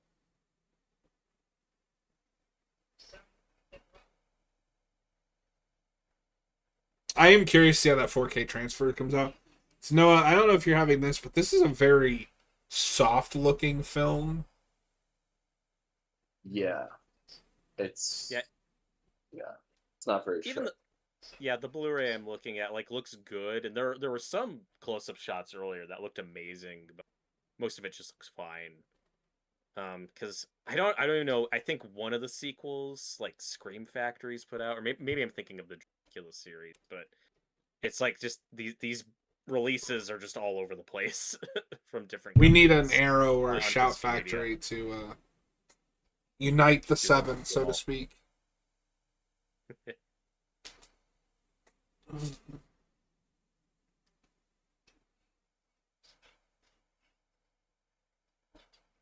I was getting drunk.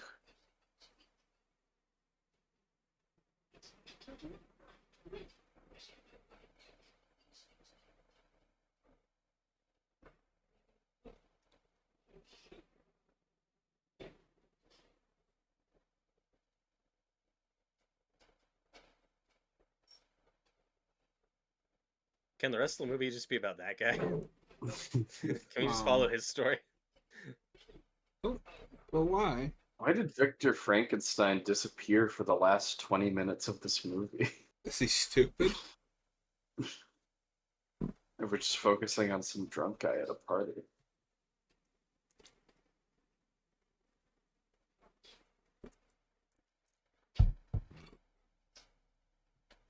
I'm starting to think this guy's a manipulative asshole. Yeah, that just dawned on me.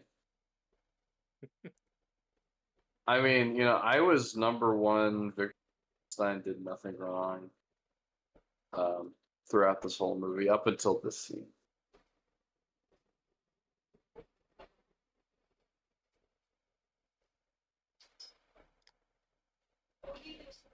Or as his friend Oz calls him, Vic.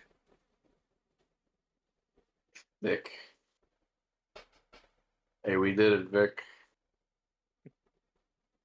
I just had this thought, though. It would be really funny to see, because you kind of see this with a lot of anti-hero characters like Walter White or Tony Soprano or like Tyler Durden. It would be funny to see like people online start to worship this version of Victor Frankenstein. Like, he's literally me. They start quoting him in yearbooks. Yeah, exactly. Getting tattoos.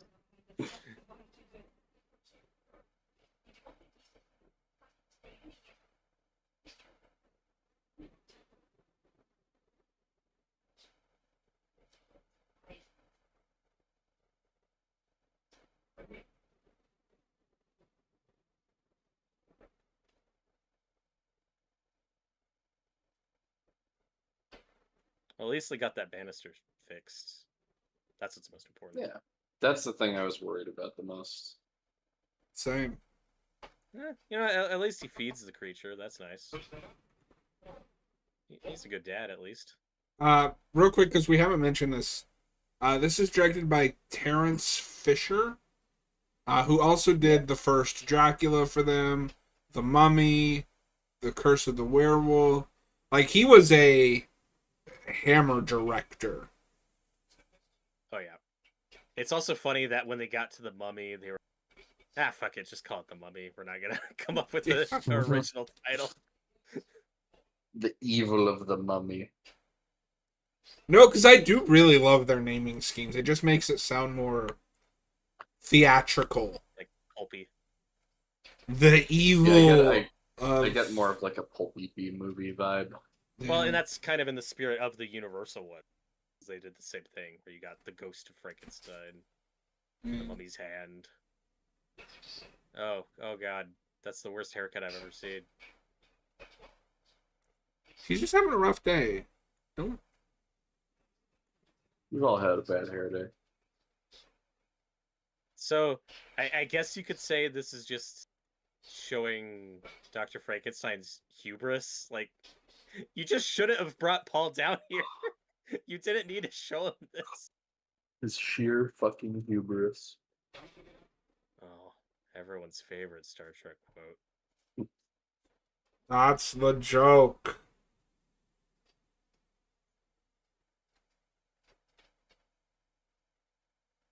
Oh, poor guy. No. You do feel a little bad for him. Yeah, you guys are right. The monster did nothing wrong. And the old man had it coming.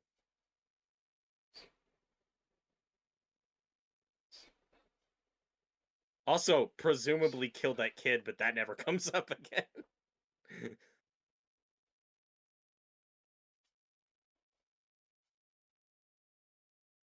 Sit down on what? Why don't I So get the shitty. elevator shoes that Boris had? This is a bullshit. It's a direct quote from Christopher Lee on set. This is fucking bullshit. Something that I do find funny with all of this, and it's not on just this movie, but I feel like we do this a lot in this genre of horror, is apparently the brain is just a mold of flesh that holds the entire sum of somebody else's life. So when you put it in a new body, it's going to have all the same knowledge and experience. And That's how your brain works. They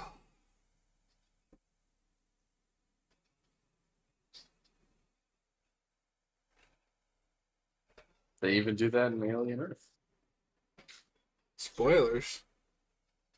That's the premise of the show, John. Spoilers. Paul, come back.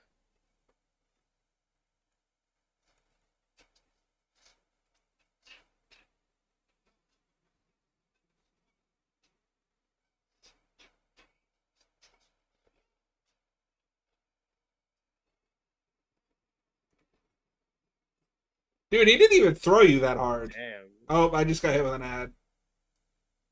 Oh, me too.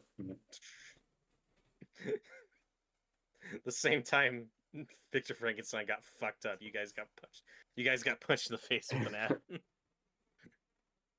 Except I only have 2 ads. Same. Okay. All these two there are. This should be the last one, I think, because we're pretty close to the end. There's only 10 minutes left.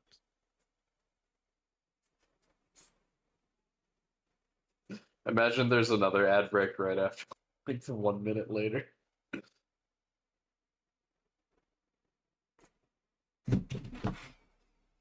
I'm at 113.48. Me too. Second, I gotta rewind a bit. Shit. What did you say it was? 113.48. Okay, just give me a few seconds. No. No. And I'm Robert. ready. In I'm 3, ready. 2, Robert, 1, go. Robert, I hate this rock. I thought we were going You on keep play, saying it not on wrong. Go. Huh? You keep saying it wrong, though. He doesn't hate the rock? It's Robert. I don't like this rock. It's pissing me off. He can hate it too. Oh. I love how they both run past Elizabeth and give her no context.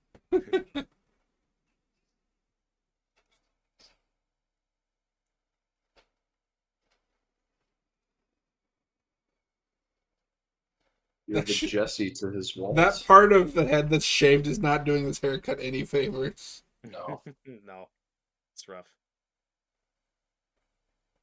What would you rather have? Would you rather have that haircut or Anton Chigurh's haircut from No Country for Old Men? I can't imagine that other one off the top of my head. I've only seen that movie once. It is a great Javier Bardem. He's got. Oh, he's got, yeah, like- yeah. Okay. Yeah. Probably that one. Yeah. Actually, if it's between the.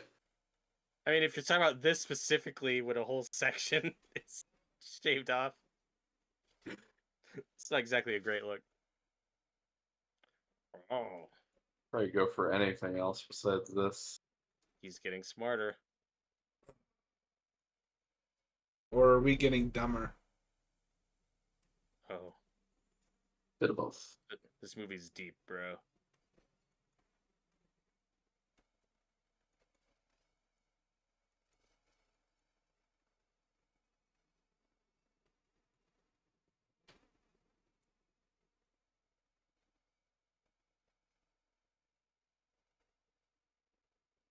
You'd think the smell in this place would be just the worst.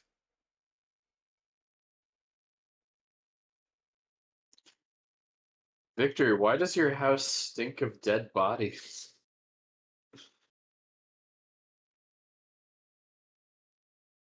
Don't question it. It's just all part of my experiments. It's all part of the plan. Huh?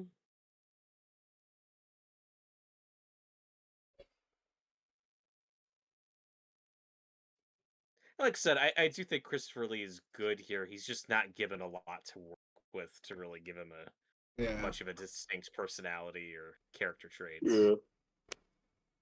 I mean, he's Christopher Lee, so he's given a good performance no matter what. Must have been freezing out there when they were filming that. Oh yeah.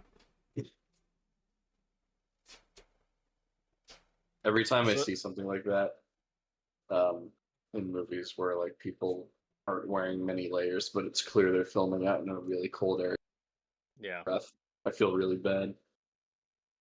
One that had to have been miserable was Jaws 2, because they filmed that in the winter but had to make it look like it's set in the summer. So everyone was freezing. Oh, Even though it's wow. in, a relatively sunny area, like they are still Still cold as cold. fuck. Well, they When- talk during about, I think winter. it's Friday 4 was a rough shoot. Yes, that was also in the winter. You Get got the the gun. gun. They shoot now? They shoot now.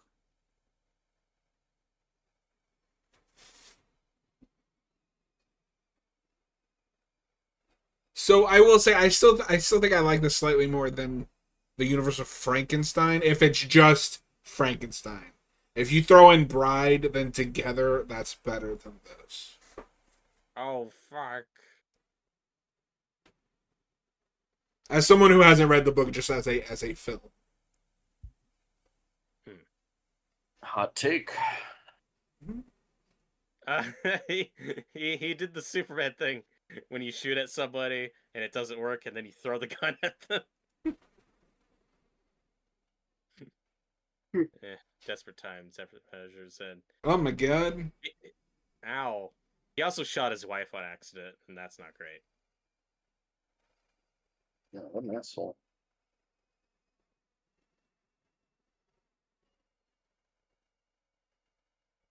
Is he gonna fall through that window? Oh, fire bad. Ah, Thank God that Oh. water was right there.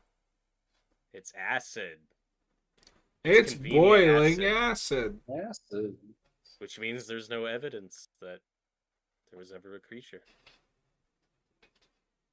And now we're back to his tale of...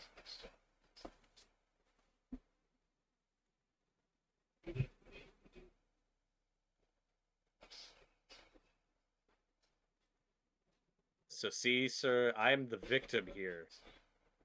But also those other people I got killed, yeah, I totally did that shit. Yeah, so basically, we should.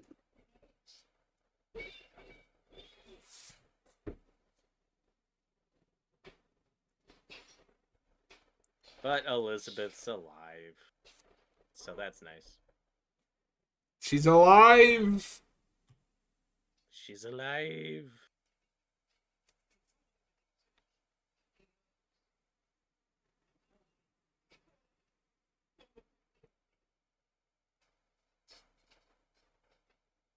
Paul, George, Ringo, John. What? The Beetle. So it is funny how Paul's both kind of in the right here, but he also takes no accountability for his part in any of this. No, because he did nothing wrong. It's like, you murdered a girl. You gotta go to the gallows.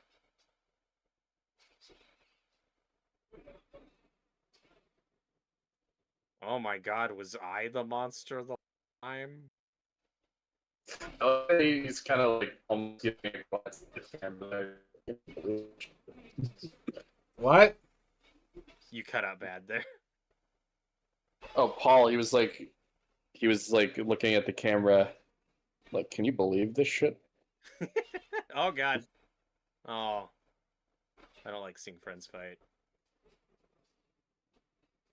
They're no longer friends.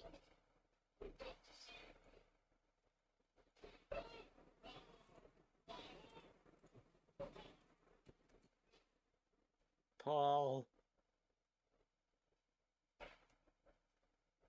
It's like, yep, he's crazy. Case closed. Lock him up, throw away the key. Also, why doesn't she say anything? Like, no, there was a monster.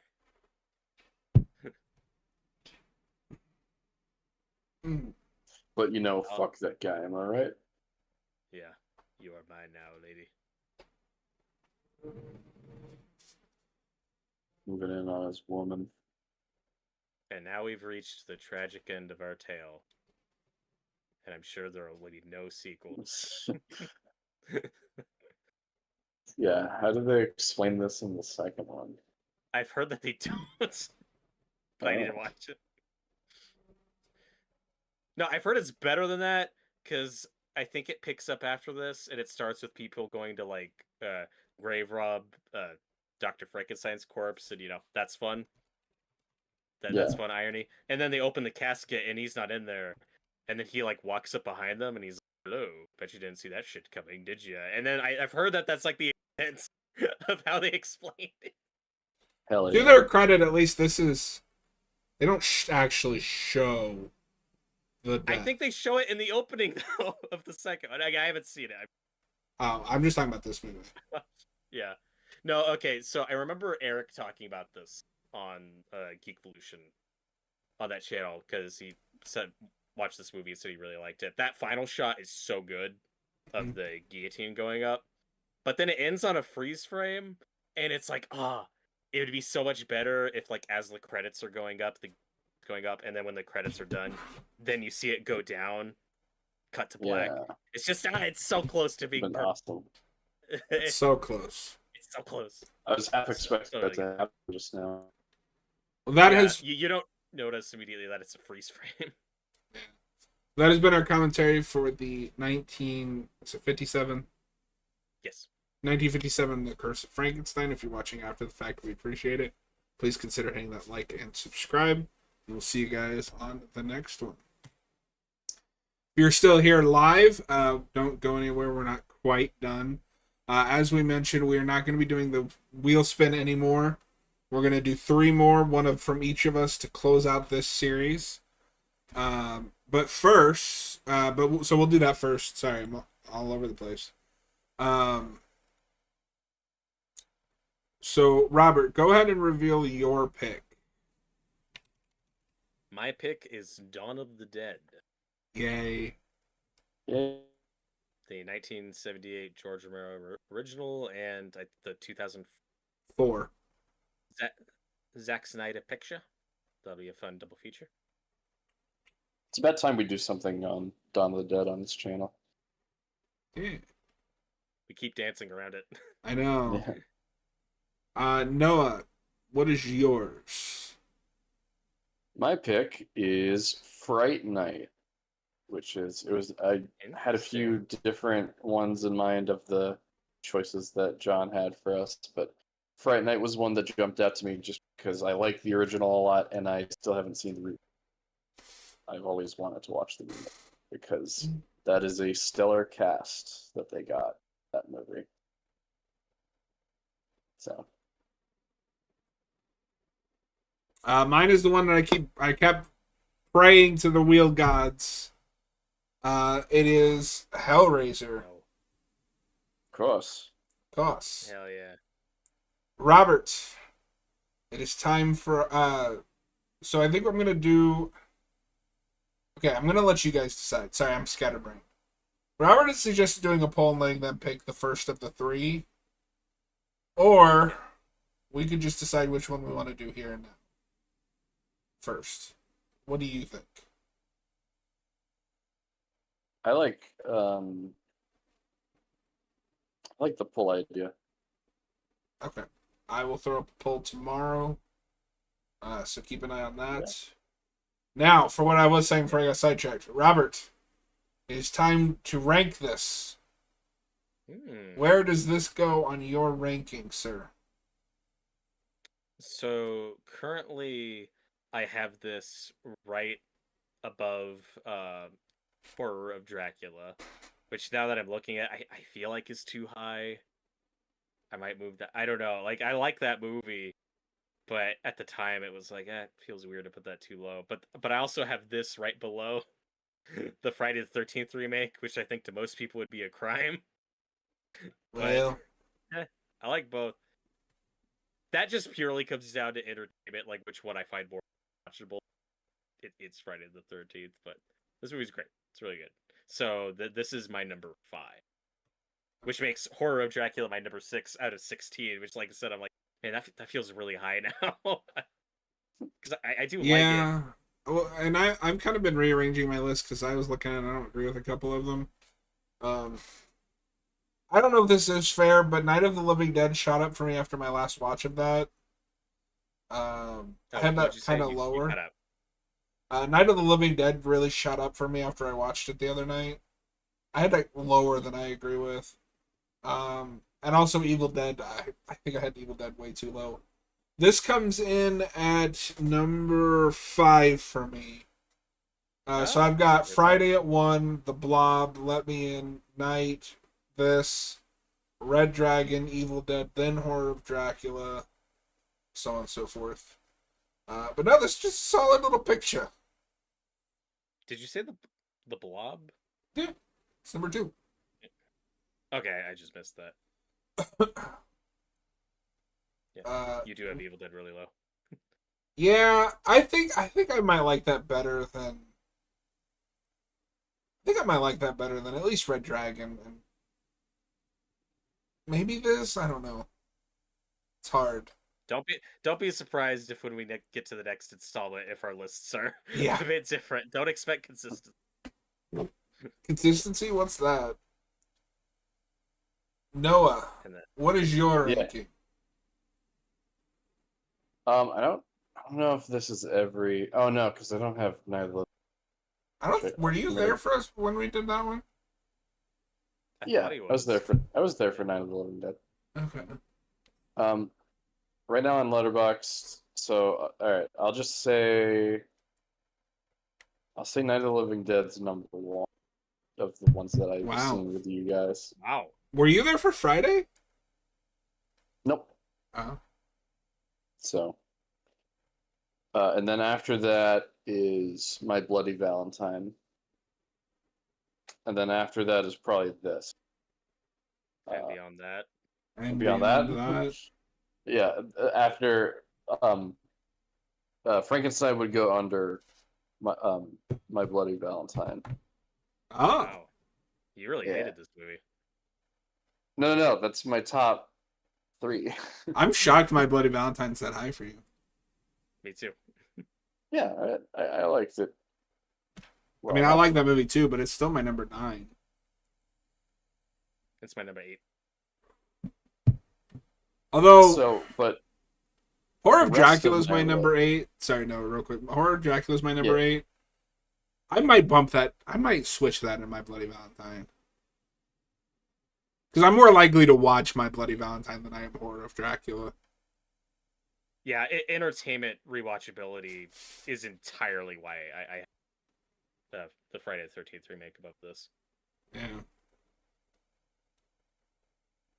And then the rest of my list, from best to worst, is House of Wax, 13 Ghosts, The Haunting, The Fog, and then at the bottom, Nightmare on Elm Street. Damn. Yeah. I have The Fog in last place. I go back and forth. I go back and forth because I think Nightmare pisses me off more. But that's the problem. Nightmare is more frustrating because it's more interesting. The Fog is more boring and has less going on. I wouldn't call Nightmare boring. It's just frustrating because you see the wasted potential. Well, that and I like the original Nightmare on Elm Street way more than the original The Fog. Mm-hmm. We should have done an original ranking while we were doing the remake ranking. I don't know why we didn't do that. Yeah. Well, okay, that was harder though because the vast majority of these movies, those originals, and for me a lot harder to rank. Where it's like, I don't know, man. It's like what I'm in. That's part of the challenge. Yeah. But with the remakes, I feel like there's a bit more variety and like these are really good, these are okay, and these are really bad. Yeah. Well, see, I feel like for my list, or for me personally, it's kind of two extremes. Maybe Horror of Dracula is that bridge where that's the just okay one, but like I really like Friday through Evil Dead. Well, no, I don't know. I feel like the turning point is The Haunting, where it goes from I like 13 Ghosts, and then I hated The Haunting, and downwards.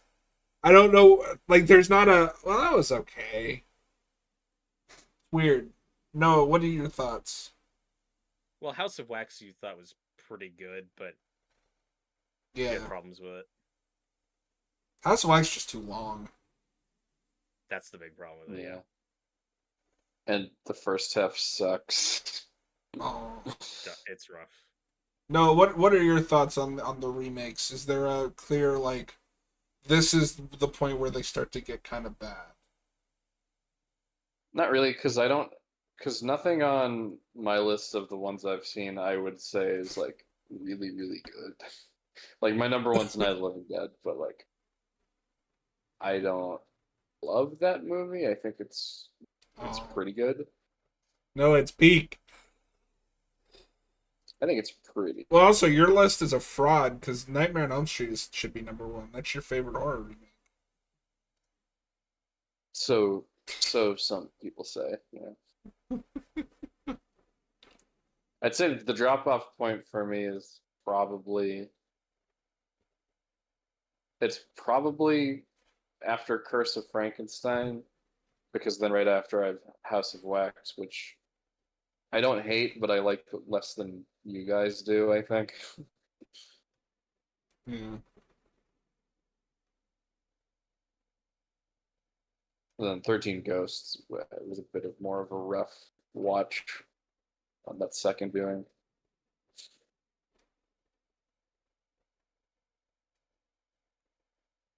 Well, so we'll have that. I'll have that poll up tomorrow just because it's late. And I don't know how YouTube's algorithm works, but I try to give some space between posts. Saturdays are usually best for doing yeah. a poll like that. And then Sunday we will be finishing Noah's final destination journey. Noah, are you excited? Yeah, To I'm reach your excited. final destination. I hope I don't die in a scarily elaborate way on stream. We'll wait and see. This will be the Never know third what time we have. I've seen Bloodlines this year, which is crazy. Wow. Wow. And remember, over the next week, you guys have homework because you need to watch Brian De Palma's Sisters, which is on HBO Max currently. So Oh yeah, we're just doing a review of that, aren't we? Yeah. So let's just assume that'll be an hour. It probably won't, but that could just be the time slot. Is that when we were doing And then Nightmare after 2? Yeah. So that'll just be an hour for the Sisters review, and then we'll follow that up with the Nightmare 2 anniversary commentary. Cool. That'll be next Friday. Yep. So stay tuned. Next Friday will be Sisters and Nightmare 2. Thursday will be more of Chronos because we haven't finished that yet. Don't ask when we'll finish it. It's a blind playthrough. Literally, we started at technically the day before the game came out, but I had early access. That's true. So we're going in blind. And the next Sunday, the Sunday after this, we'll be back to gaming on Sundays with the Alien FPS. But Noah, I really enjoyed the Quarry. If you're up for it, I'd like to do more of those because there are more of those kind of games, and having you do the decisions. I thought that was really fun. Oh, there's more of those kinds of games. So they have kind of an anthology series. They're shorter, smaller budget games called the Dark Picture Anthology. And those are actually co-op. So that those two playthroughs we could do is just a single player one with Noah making the decisions, and then Robert and I could co-op them at some point. I would say, will you stop talking? I want to go. But yeah, no, I'd be down for that. It'll be a while because after Alien, we're gonna do the Robert and I's RE5 co-op. Right. And it's like fuck. All right, before Robert starts screaming at me, thanks everyone for watching. We'll be back Sunday with Final Destination 5 and 6. And if you liked this content, please consider hitting that like and subscribe. Have a good night. Good night, everybody.